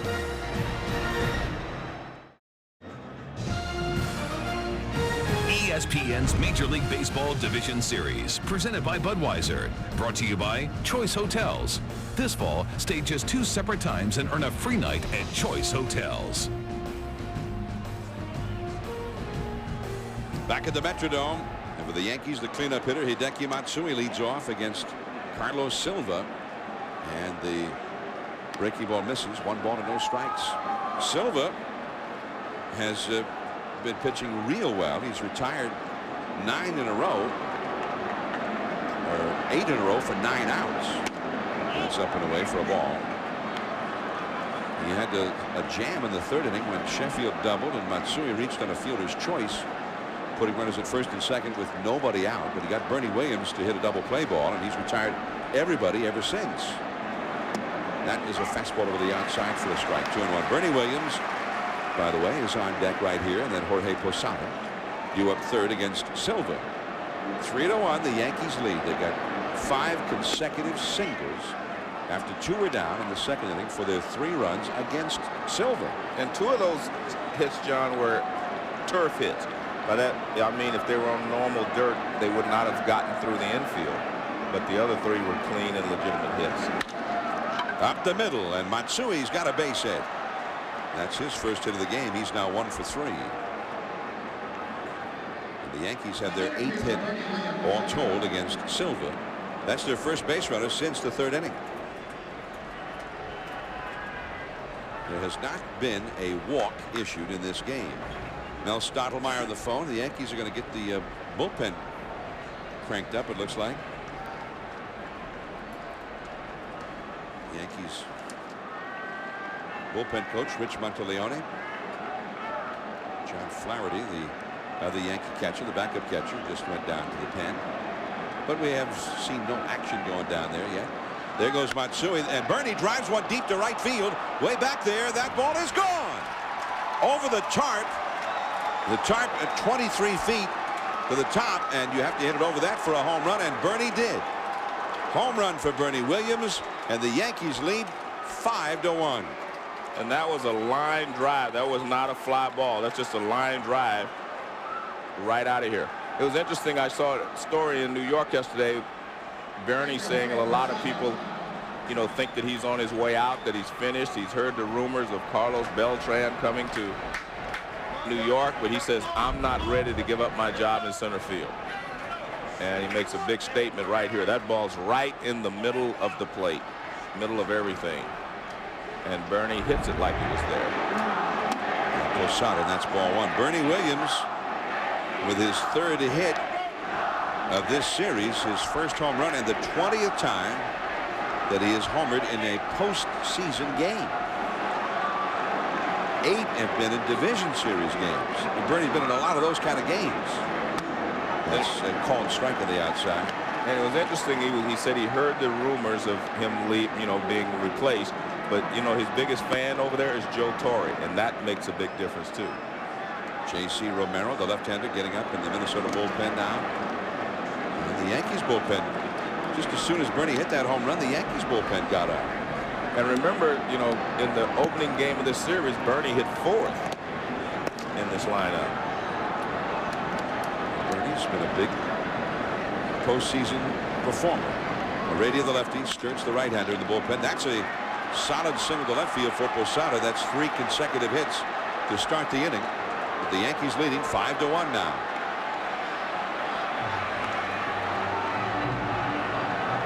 Bernie Williams tried to assure everyone that, you know, he is going to still be the Yankee center fielder next year. And I mean, this ball is just drilled. That's a big fly right there. So Gardenhire onto the mound, and Romero, the left-hander, is going to come in to face Olerud. Runner at first, nobody out. 5-1 Yankees.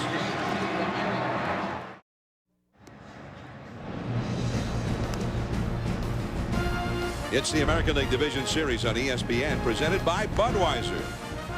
Game 3, the Yankees and the Twins from the Metrodome in Minneapolis. And right now, this big crowd is not happy. The Yankees, with that flurry of singles in the second inning to take the lead, and now their favorite weapon, this Yankee team, the most powerful in the history of the Yankees. They had 242 home runs, breaking the Yankees all-time record of the Marison Mantle Yankees in '61, and now they have hit one. Bernie Williams, a 2-run shot here in the 6th, and now J.C. Romero comes in for Silva. Silva never retired a hitter here in the 6th inning. Matsui singled, Bernie homered, and Posada singled. So here's John Olerud. They pitch out thinking that something might be up, but nothing was going on. Does this seem like a likely double play combination, or a hit and run combination? No, that seemed like a wasted pitch. But you know, they were trying to see maybe if he was bunting or whatever. I don't think they were didn't think a hit and run would be on right away. And the slider down and away for a ball. 2-0. Kevin Brown has gone 5, but as soon as Bernie hit the home run, that is when the Yankees got the bullpen on. As soon as they made it 5-1, the bullpen got up. He's thrown 76 pitches in 5 innings.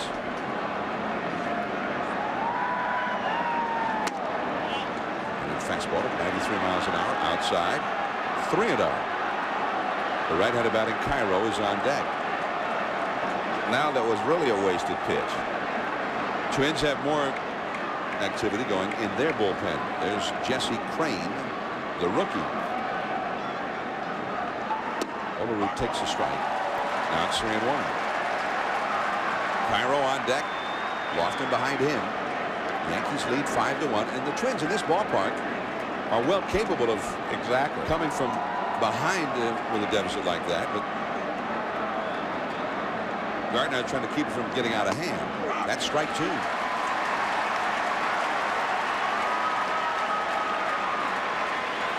Three and 2 the count to Olerud.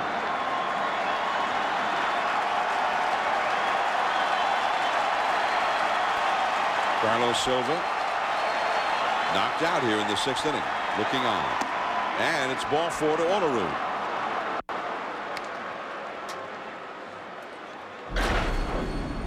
Twins, after getting the home run from Torrey Hunter to go ahead in the 12th inning Wednesday, then after those 2 walks by Joe Nathan, the long double by A-Rod, and then the sacrifice fly off the bat of Matsui, and Derek Jeter opportunistically scoring the winning run in that ball game, and the Twins, instead of a 6-5 win, lost it 7-6, and instead of coming home ahead 2-0, the series is tied, and they are trailing in this game.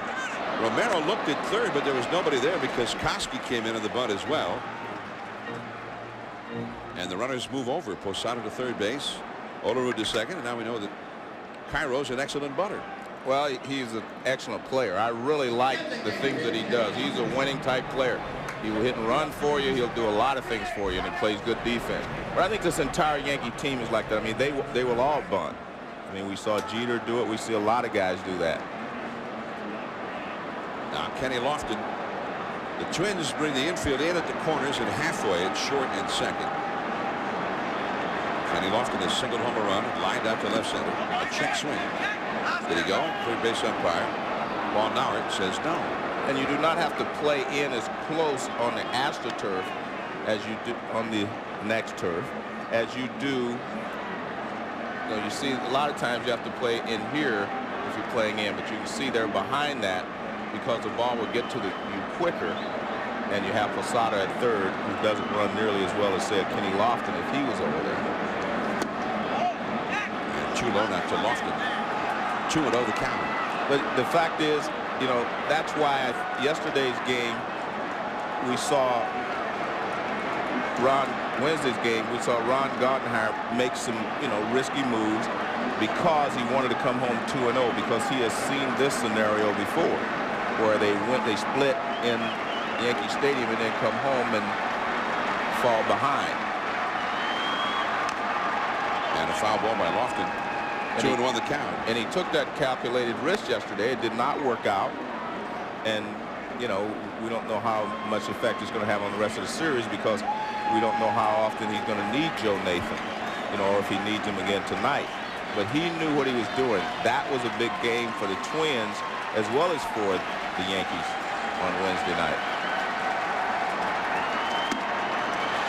2-2 now to Lofton. Well, because he made the move as if the whole series depended on it, staying with his closer longer, knowing that if he needed Nathan tonight, he really was not sure what he would be able to get from Nathan tonight. Did he swing? An appeal made. Yes. This time Nauert, the third base umpire, says he swung. Strike 3. Out number 2, and immediately Gardenhire out of the dugout with Jeter, the right-handed hitter, coming up. And the Twins will go to their bullpen for Jesse Crain now. Jeter coming up when we return.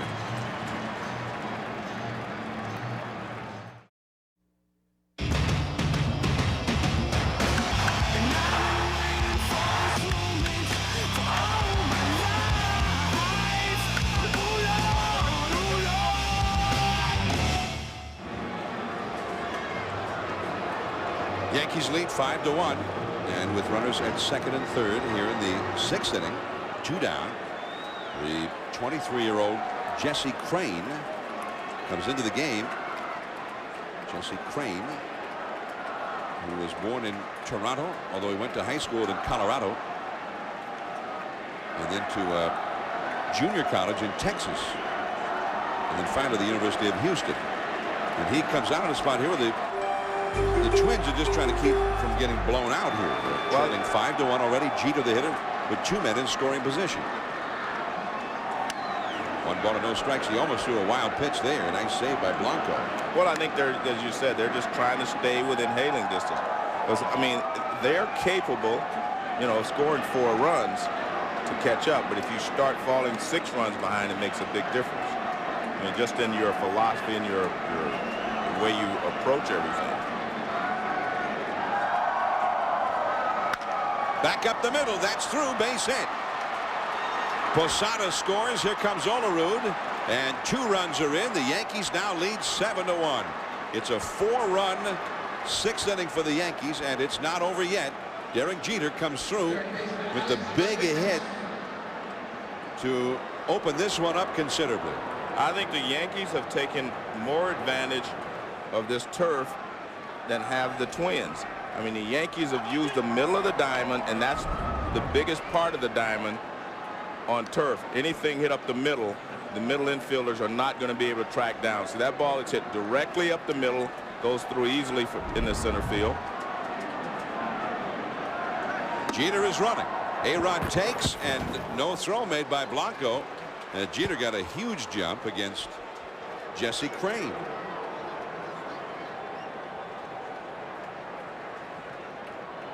So at least Jeter, we know, is not satisfied with merely a 6-run lead. Well, it's still early in the ball game. You know, it's the 6th inning, and you still have to, you know, and this is the playoffs. You do not have time, you know, sit back and say, I have a lead, let's sit on it. Well, it's still early, but for the Twins, it seems like it's getting later all the time. Well, I'm sure it is, especially being that there are 6 runs behind. It gets late early in a game like this when you're behind, to paraphrase Yogi Berra. Alex Rodriguez 0 for 3. The only Yankee starting player tonight who did not get a hit against Carlos Silva. Silva gave up 10 hits in 5+ innings, 6 runs charged to his record. Romero charged with the other run in this inning. And there is Silva. Very disappointing finish to his night. Pitched 5 pretty good innings. And the crowd is extremely disappointed. That slider slapped foul by A-Rod off to the right. The 4-run lead, that was expanded on by Jeter's 2-run single makes all the difference in the world. Anytime you're like 4 runs behind, you say, well, we get the bases loaded, grand slam, we can tie. That no longer works. Inside from Crane at 94 miles an hour. You saw a little earlier Terry Mulholland, the veteran left-hander, getting ready in the Minnesota bullpen. Gary Sheffield on deck. There's Mulholland. Sheffield, another right-handed hitter on deck, and then Matsui, the lefty, behind him.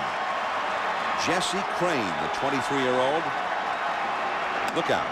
Right under his chin. 3-2. Well, he definitely throws hard.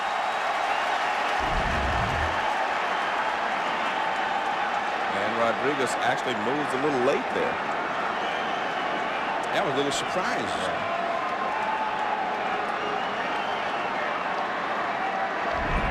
3-2.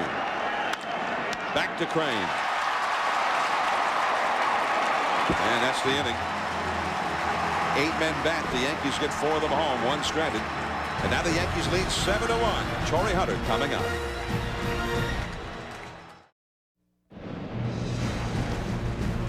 It's the American League Division Series on ESPN, presented by Budweiser.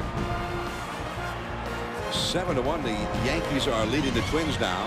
In the bullpen, Felix Heredia, the left-hander. Tanyan Sturtz, number 56, the right-hander. Getting ready should Kevin Brown need some relief. He's gone 5 solid innings, and he's given up 6 hits, but 4 of them were infield hits. He's not walked anybody. Torrey Hunter, 0 for 2, takes ball 1. Torrey Hunter, the 3rd place hitter. In the cleanup batter, Justin Morneau, and then Corey Kosky. And that runs inside. And we talked about a little bit, Joe, about Joe Nathan and the heavy load that he carried in that ball game Wednesday, and ultimately unsuccessfully in Wednesday's game. Big chop over 3rd, and that will go down the left field line. And Torrey Hunter's going to head for 2nd, and he'll keep on going. Matsui retrieves the throw to 3rd. He is out. Not a smart play. Not a smart play when you're down 7-1.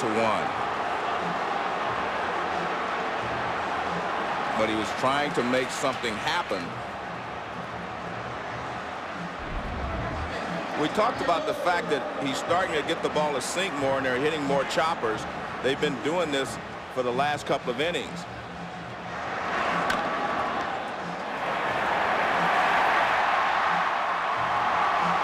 Managers will never criticize you for hustling, but this was not the right play when you're down 7 runs and you're leading off the inning. I mean, Matsui kicks it around, so he continues, but he hustles after it and then makes a strong, short, accurate throw. It's just a short throw anyway. And there you see A-Rod waiting for him. And it's 0-1 now to Justin Morneau.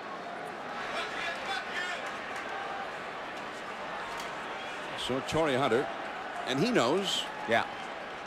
Down by 6. Not that much advantage being at 3rd versus 2nd. Caught in left center by Matsui. Out number 2.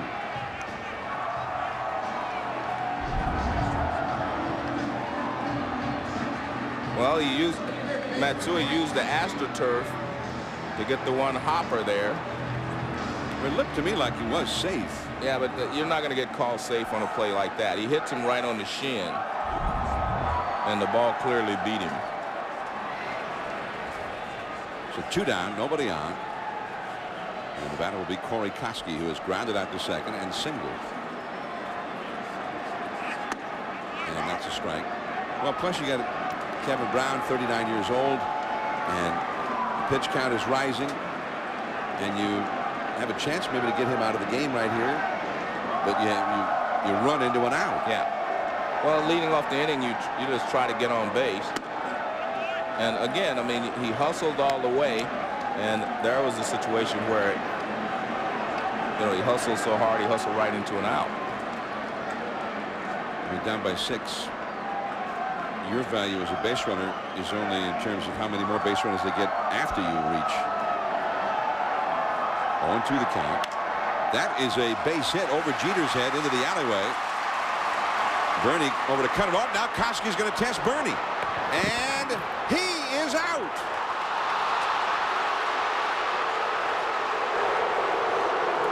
So the Twins get 2 hits, but each hit ends up into an out, trying to extend for an extra base. 7-1 Yankees. Well, you can see the story right on the faces of the Twins fans right there. It is not going well for the Twins, and the Twins, after falling behind 7-1, run into 2 outs in the 6th inning.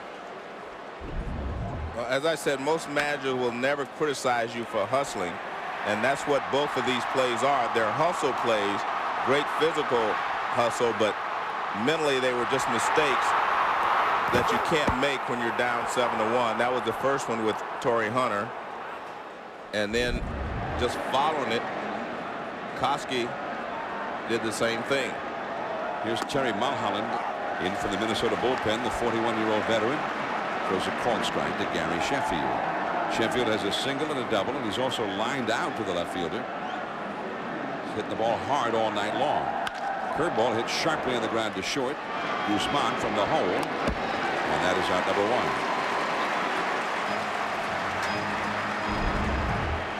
1. Here's Koski hit the ball in the gap. It looked like he had a chance for an extra base.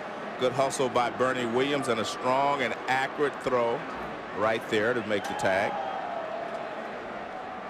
And Hunter knew that he had made a mistake, so did Koski, but you know, those are things that happen. You know, Kevin Brown, when he hit his fist against the wall and was out for a while, he went into all his teammates at a meeting, and he made an apology. He apologized to his teammates. Matsui, the hitter, takes a curveball too low. And, you know, for, you know, taking himself out and not being there for them. And it wasn't accepted right away. And then Gary Sheffield stood up. And Gary Sheffield, who had played with Kevin Brown in Florida and also in L.A., kind of stood beside him, and he was the guy that said, hey, you know, this guy's all right. I know it wasn't the wise thing to do, but he is so intense, and he'll be there for us when we need him. And it turns out that that's the way it looks right now, that Kevin Brown has been there for them today. But the big thing is not so much just he's been here for them today, but he gave Joe Torre the option that Joe Torre wanted. An experienced pitcher to pitch Game 3 when he thinks that Game 3 is the most important game of the series. Brown is likely finished for the night. The bullpen is heating up. El Duque, Joe Torre was never quite convinced that El Duque was ready to right. go. And so, and Javier Vasquez doesn't have the experience that he wants in a third game, playoff game. So Kevin Brown was there when he needed him, and he gave him the option. And Kevin has pitched very well tonight. Paul Quantrill getting ready in the bullpen, so he'll likely come on in the last half of the. You know what I found interesting, John, about that story is that ball into left center field. Racing back, Torrey Hunter still going, jumps up, and the ball off his glove and over the wall, a home run. And I think he hurt himself. His left arm hit the wall. So Matsui, he doesn't know what it is. The home run, but they're going out onto the field. Well, Matsui starts to walk off the field. He thought that he was called out. And if you walk off the field, you are out. And now Matsui just runs the rest of the way around, and fans are cheering because Hunter is up. But Matsui did not, the umpire out there did not make a call until Torrey Hunter got up, so the umpire himself did not realize that Hunter had that ball pop out of his glove and bounce over the wall. Well, Torrey Hunter is fearless when he chases a fly ball. I mean, he's not concerned about walls. He's going after the ball. He leaps, he actually catches it, see, and then when his left wrist hits that railing, it throws his hand open and the ball comes out. Watch, he makes the catch right there, and watch it hit his wrist, hits the wall, and that's got to hurt. And it throws, knocks the ball out of his glove. I mean, that's the way that he plays the game, hard all the time, which is also the reason he ran into that out in the top of the inning, in the bottom of the last inning. I mean, he was not afraid of the wall. He's fearless out there. But, it's funny that if Matsui goes off the field, then he is out. Well, he started off. Yeah, he started off, and Bernie Williams yelled at him to go back. Because if he goes off the field, he is out. Once you go towards the dugout, you cross that line. Matsui having a laugh about it now. I mean, he's hit a lot of home runs. Just go ahead and finish your trot. Yeah, but if he goes in the dugout, he's out. That's what I'm saying. Just go ahead and finish your trot, and then you can find out. For some reason, he seemed to think that the umpire had signaled a catch on that one.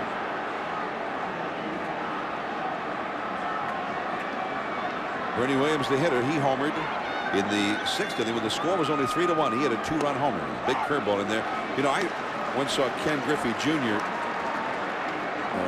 Slam into the wall in center field at the Kingdome years ago. Kevin Bass, playing for Baltimore, hit a fly ball. It was a very similar play to what we just saw from Torrey Hunter. Griffey also fearless. Yeah.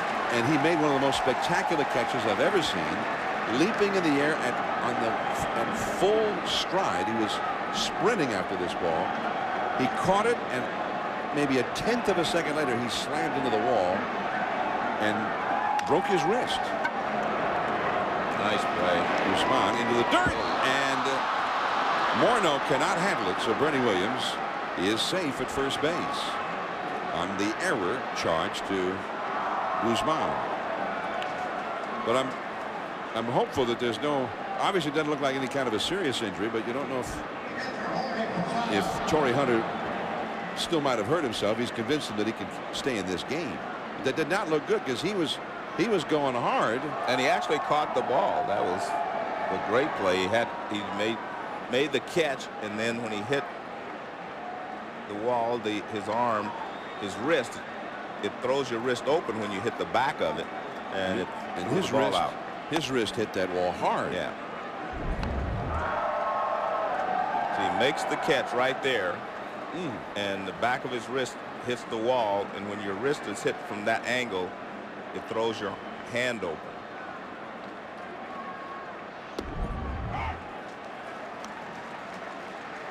Ball and a strike now to Jorge Posada. So Matsui got the home run, although about midway between second and third, he stopped. And then apparently he thought the umpire had signaled out, and he turned and started off the field. He only got 2 or 3 steps, and then got the word that he should just keep running. There's the catch in fairground by Jock Jones, and Posada is out number 2 here in the 7th inning. The Yankees lead 8-1. Here's what we're talking about. Matsui looking out there. Now he starts to go back toward the dugout, and Bernie Williams catches him and tells him to go ahead and run. Now the third base coach says go ahead and run. And he still doesn't know exactly what has happened until Bernie circles with his arm and gives him a high five. Bernie gave him the home run signal there. Here is John Olerud, who has singled, popped up, and walked. There was a game last week. Someone hit a ball. They thought it was a home run. They ran all the way around the bases, and they found out the guy had caught the ball. That was Manny Ramirez made a catch at Yankee Stadium a couple weeks ago. Right. And Cairo, Miguel Cairo thought that he had a home run and didn't realize till he got back to the dugout that he was out. That's the inning. Olerud retired. It is 8-1. The Yankees lead. At least 6 weeks, guys. Well, the Astros, who have never won a postseason series, so that streak would figure to end at some point. Hit right back to Paul Quantrill, the new Yankee pitcher, by Lou Ford, and just like that, there is one away here in the 7th inning. It'll be John Thompson, who had a very fine season for Atlanta. Brandon Backey, the rookie, who was a very reliable starter for Phil Garner down the stretch. It's interesting, you know, we were talking about Ron Gardenhire and his, you know, handling of Joe Nathan. There was a lot of that went on in the last games there in Houston. They left Lidge in for a couple of extra innings. They brought Lidge in with 1 out in the 7th inning. Right. And then you also had John Smoltz pitching 3 innings for the Braves. Although Lidge came in a save situation, but in the 7th inning. And Smoltz came in with the game tied, and it went into extra innings. But I mean, you're absolutely right. The kind of old-time usage. Yeah, I was going to say there. Yeah, the closer, especially Lidge. That's the Raleigh Fingers kind of stuff. Coming in the 7th and pitched the 8th and the 9th. Bruce Sutter. Yeah, Mike Marshall, those kind of guys. Guzman thrown out by Cairo. Guzman retired for the first time tonight. He had 2 infield hits. Let's go down to Gary Miller. Well, John and Joe was talking to Torrey Hunter there between innings. Ron Gardenhire looked over to his center fielder and said, "You okay, babe?" And he said, "Okay." But I asked him, "Is it your back or your wrist?" Obviously, the wrist is what caused the home run. But watch his collision here with the wall. Ooh, it's the impact there. And you'll see him immediately go to his back. That's what's bothering him right now. But I think he's going to stay in the game. He seemed to indicate that to Gardenhire. If you look again, there he comes. He's talking to the trainer now. And you see the way he's limping a little bit. Holding his back stiff. That's what really hit the hard impact on that wall. All right, Gary, thank you. Michael Kadire, the hitter, and he takes the ball. 1 ball and no strikes.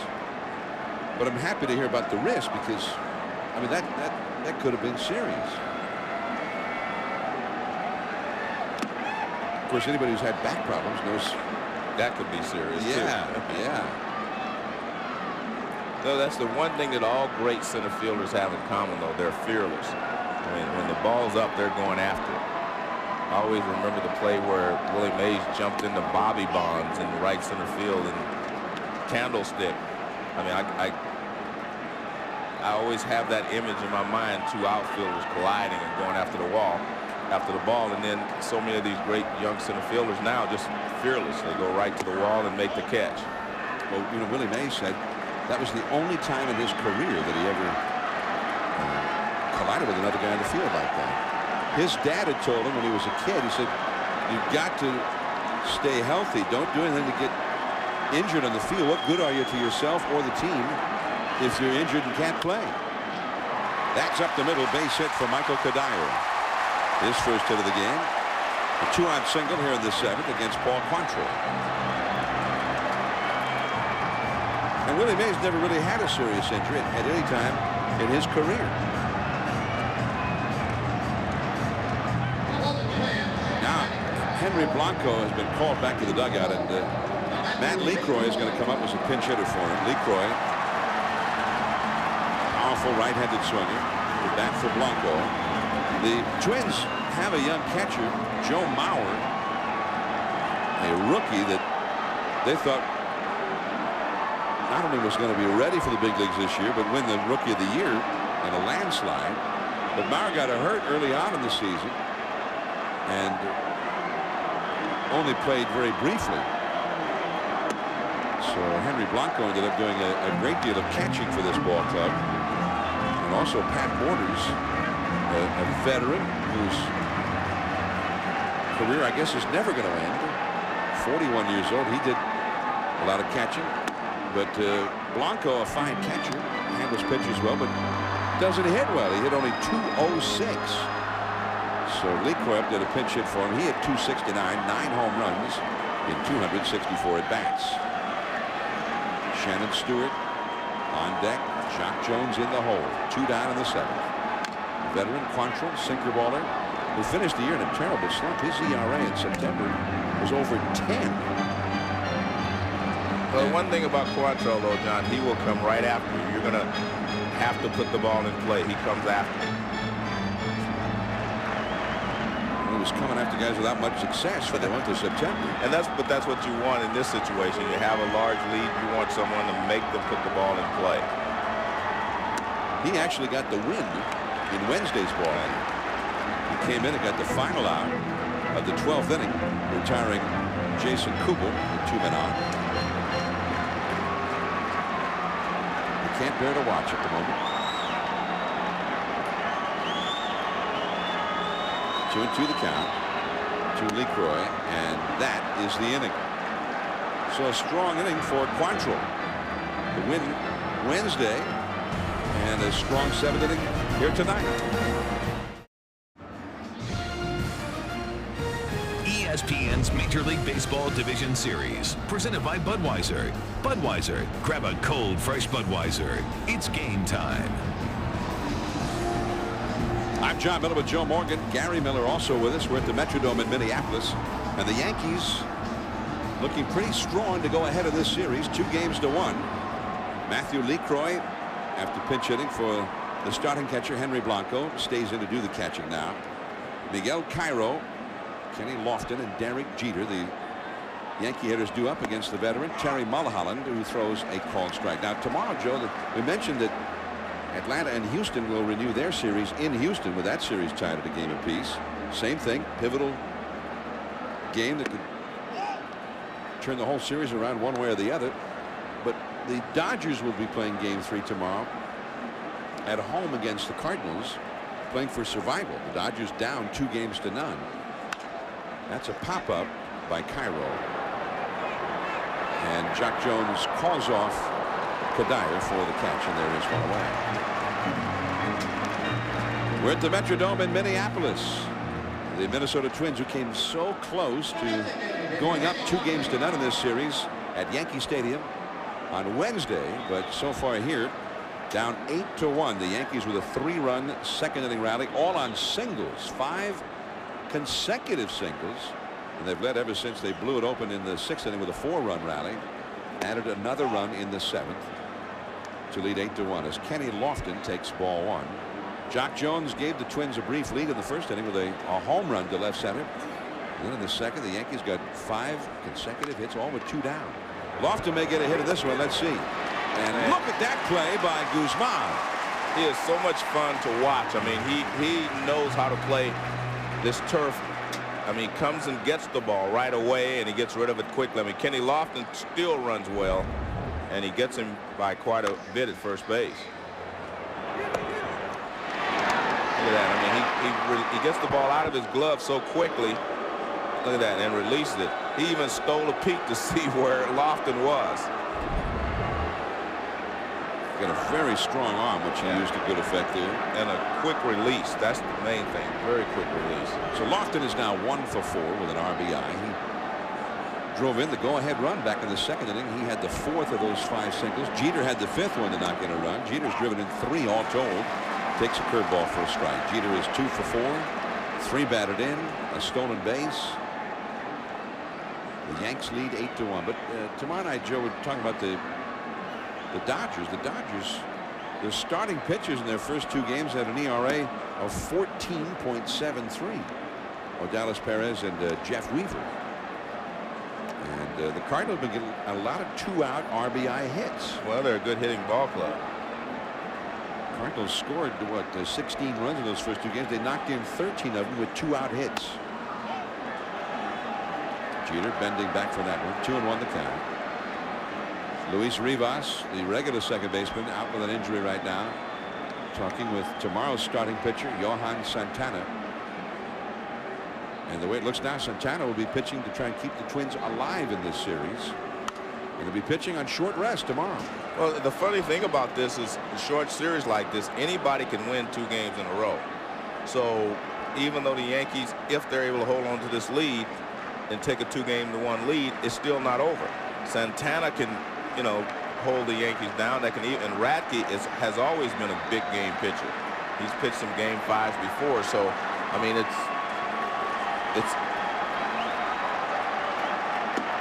Jeter takes inside, 3-2. It's still going to be an interesting series, even if the Yankees are able to hold on to this lead. Because as you said, Santana has not pitched. There's Radke. Santana has not pitched on 3 days rest before. Radke has done it as Jeter rips a fair ball down the left field line, his 3rd hit of the game. Shannon Stewart digs it out. Jeter into second with a stand-up double. He is 3 for 5 in this one.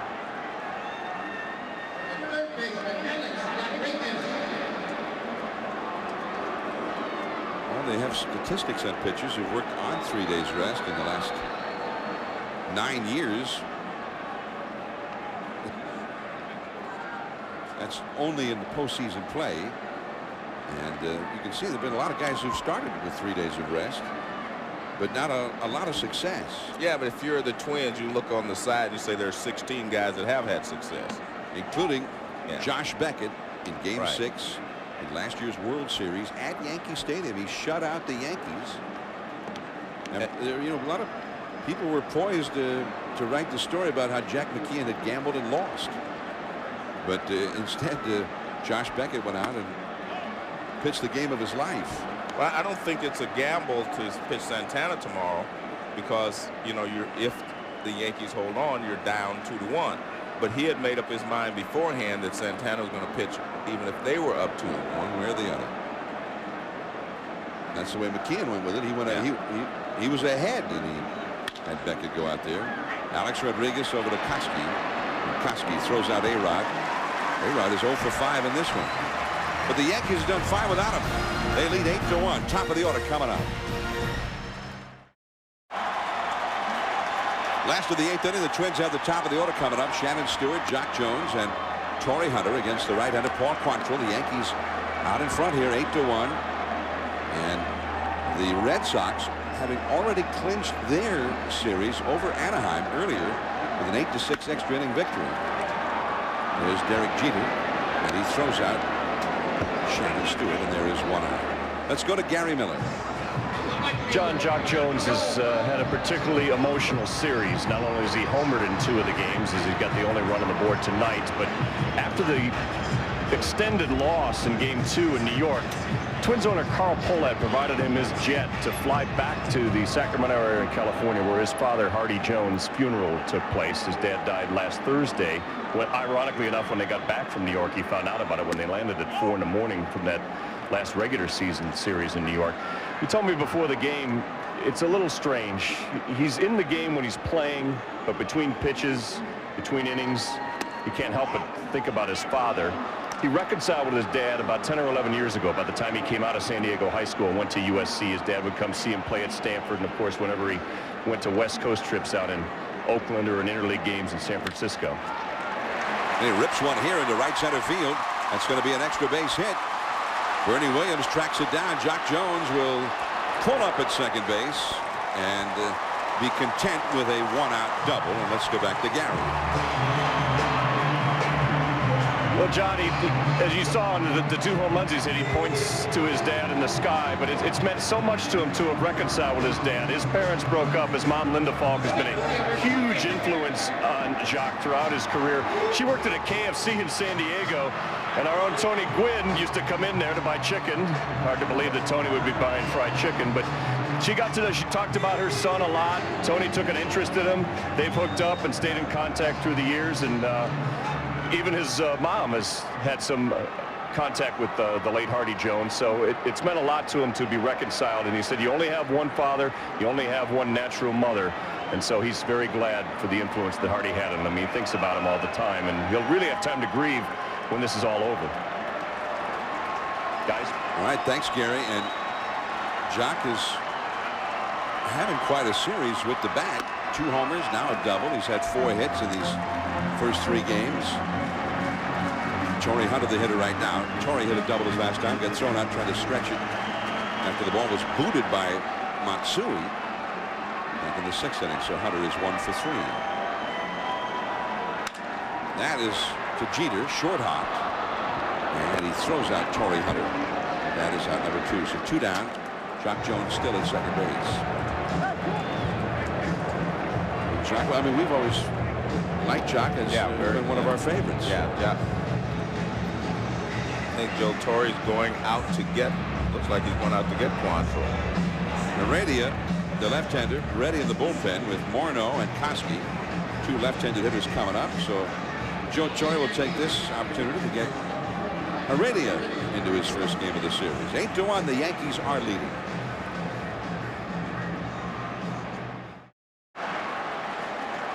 Well, some fans are still waving their Homer hankies here at the Metrodome, despite the Twins being down 8-1 to the Yankees in the 8th inning. Justin Morneau, the rookie, facing the veteran Felix Heredia. And John, there is a method to Joe Torre's madness here. A lot of people are wondering why he's doing this.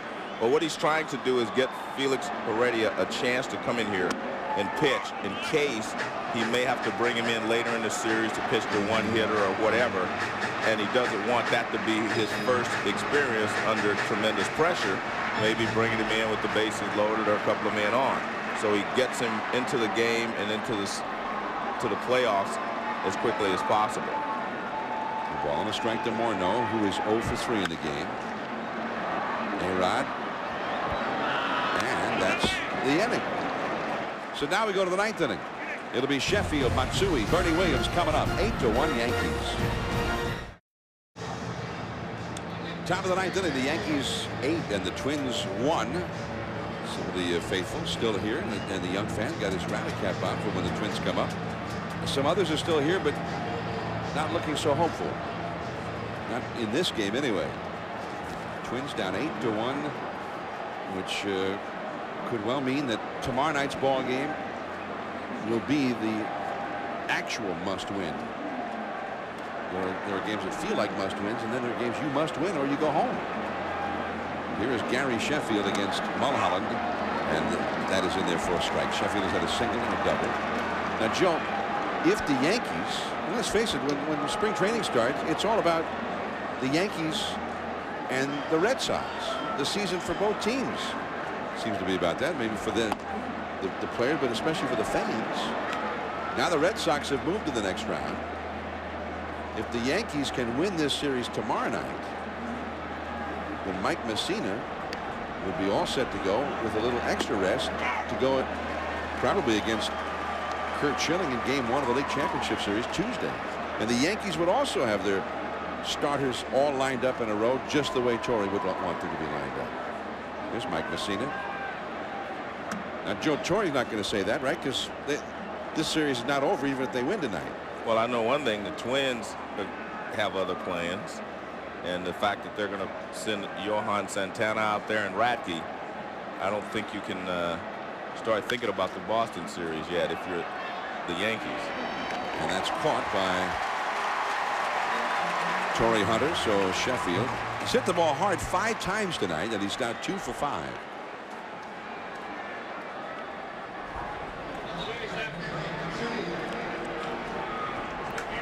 In 1998, this best-of-5 division series, the format became 2 home games, 2 road games, and then back to the original venue for the 5th game. And the winner of Game 3, when that series had been tied at a game apiece, has won that series since then 11 times out of 14. Well, that's why Joe Torre has always said that, you know, Game 3 is the pivotal game. And they usually win it. But, you know, in the past, it didn't really matter how long they went in the first game or who pitched where, because whoever was going to start the next series was an ace. You know, Clemens could pitch the final game of one series, and you still had Messina or Pettit or David Wells or whoever. You know, you had a long list of guys, and it was just fine if they also then started the next round for you. Matsui up the middle, and he's going to get himself a base hit. Matsui's 3rd consecutive hit, including a home run back in the 7th. And there are a lot of base hits in the middle of the diamond on a turf field. Anything that the pitcher can't catch is very difficult for the middle infielders to catch and convert into an out. I mean, that ball wasn't hit very hard at all. In fact, they were able to corral it before he even got to the outfield. Here's Bernie Williams. Bernie has grounded into a double play, and then he opened it up in the 6th inning when the score was 3-1. He slammed a 2-run homer over the tarp out there in right field. This is a double play ball. Guzman to Cuddyer, over to Morneau. Double play. That's the second double play Bernie's hit into. Now to the bottom of the 9th. Last chance for the Twins. They're down 8-1. Yankees 8, Twins 1. Bottom of the 9th inning coming up now. Felix Heredia still out there for the Yankees. October, 8 teams, 1 champion. The race to the World Series is on. You can catch the action on ESPN and ESPN2. Don't miss any of it. Here tonight, the Twins actually took an early lead. But then the Yankees got 5 straight hits. The 5th one by Jeter. They scored 3 times in the 2nd inning. Then Bernie Williams, 2-run homer over the curtain out there and right, made it 5-1. That fueled a 4-run 6th inning, and then Matsui, almost an incredible catch by Hunter, off his glove and into the stands, a home run to make it 8-1. And Torrey Hunter, fortunately, although he apparently injured his back on that play, able to stay in the game. Corey Koski hit by the pitch thrown by Felix Heredia. That got him right in the back, so he'll take first.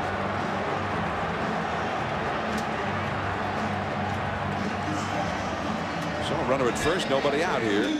Mel Stottlemyre is calling the bullpen. And there you see what the Yankees have done.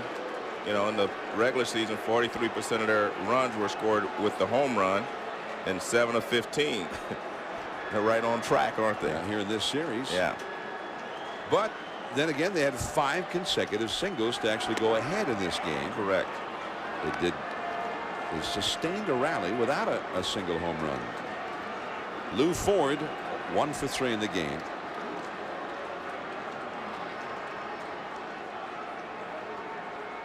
Oh, and he is hit.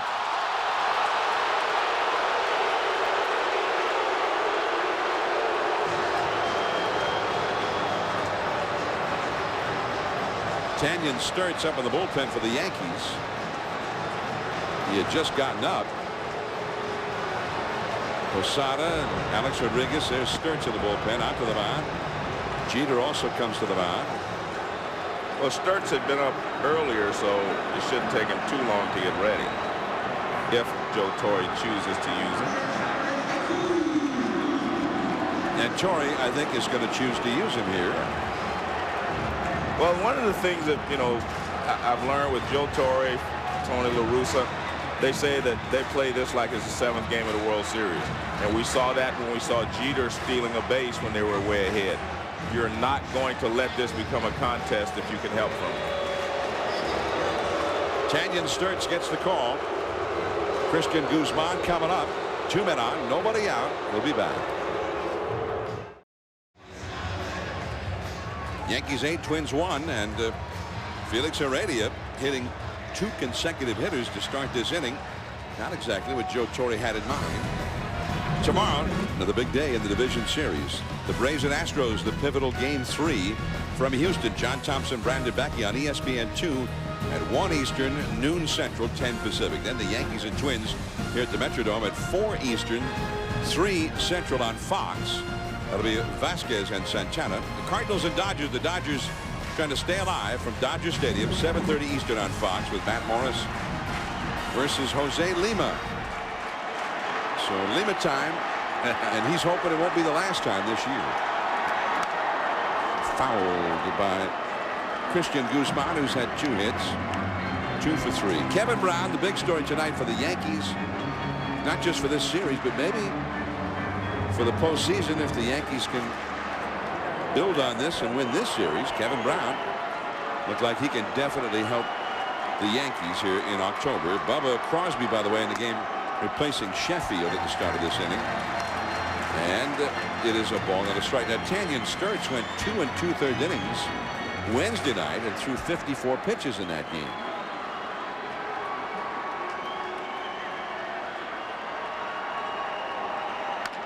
Big chop. Olerud can't get it. Cairo does, but has no play. And now the bases are loaded. The third infield hit for Guzman in this game.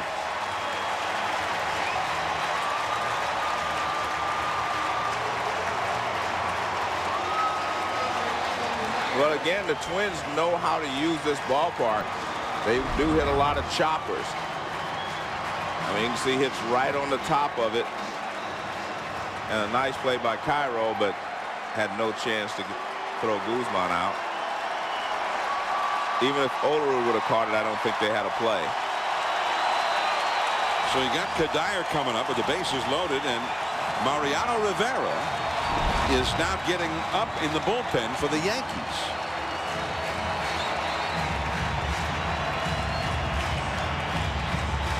In an inning in what looks like a blowout, suddenly Joe Torres felt compelled to get up his ace closer in an 8-1 game. Well, I guarantee he's not happy about that. He wanted to give Mariano the entire day off along with yesterday in hopes of maybe if they had a lead tomorrow he could use him for 2 innings. Because tomorrow would be a 6-inning game. Yeah. You got Flash Gordon and Mariano each would have had 2 days off. Sports Center after the game with Steve Levy and John Anderson. The entire day in the world of sports coming up on Sports Center right after the game. Bases loaded. Michael Kadire up the middle, base hit. Coming in to score is Koski. Ford held up just to make sure that Bernie wasn't going to come in and catch that one, so he stops at third. A run is in. The bases are still loaded. Nobody's out. The top of the order is lurking with LeCroy, a powerful right-handed hitter, due up now. They're just a couple of more base runners away from the possible tying run of the game coming up. That's all you tried to do. If you can get the tying run to the plate, that's your goal now. As you're the Twins, you're not concerned with driving in runs or whatever. You're just trying to get the tying run to the plate. Now they're going to pinch hit for LeCroy.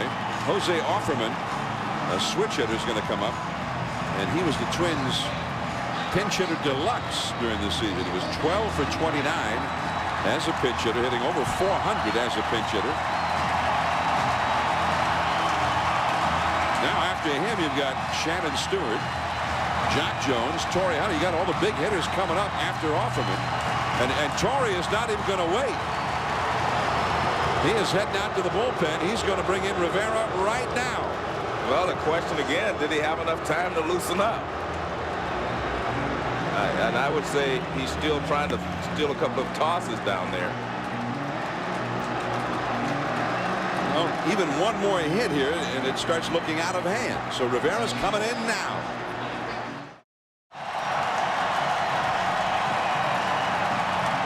It is 8-2 now, the Yankees, but that score at this moment is a little bit misleading because the Minnesota Twins have the bases loaded with nobody out. And Offerman, the pinch hitter, coming up. Then the top of the order behind him. Sports Center comes up right after the game.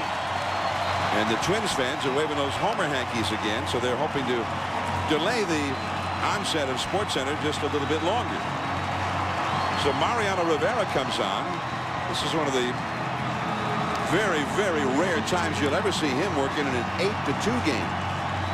He cannot get a save here under the rule book definition of a save, but that's not the way Joe Torre's looking at it. Well, it's a save as far as Joe is concerned. It's saving him some stress over there on the bench. So this all started when Koski and Ford, the 2 hitters who started the inning against Heredia, were both hit.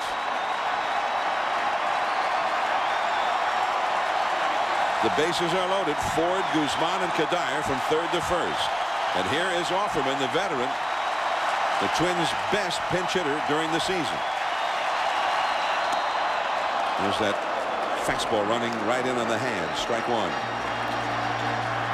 Rivera pitched an inning and 2/3 Wednesday night, threw 25 pitches in that game, and got a blown save, only the 3rd time that he has had a blown save in all of his postseason experience. Too far in that time with the cutter. 1 ball, 1 strike.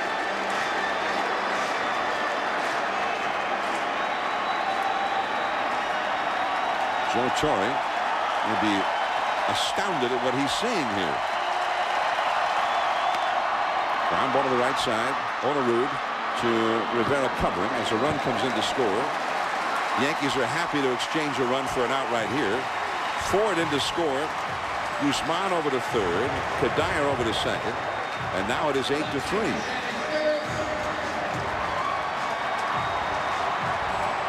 And Shannon Stewart comes up. They still need a couple of more base runners to be able to send the tying run or the possible tying run to the plate. And that's all the Yankees are trying to avoid. All the runners out, the 2 runners out there mean nothing to anyone on the Yankees. Shannon Stewart 2 for 10 lifetime against Rivera. Ooh, he took a mighty cut at that one and did not make contact. Jock Jones behind him. And then Torrey Hunter. The Twins' power about to come up here. Stewart has some power too. Runners at second and third. High and tight. A ball and a strike. Red Sox, of course, had a 6-1 lead over the Angels late in that game. And then the Angels scored 5 runs to tie the game in 1 inning. The last 4 on Vladimir Guerrero's grand slam. Shallow left center. Bernie Williams makes the catch. And heading home. Now also moving up, and it works. Wow, talk about a gamble. Guzman scores, but Kadire also tagged up. And could well have been the final out of this game, but he made it. And 3 runs are scored in the inning.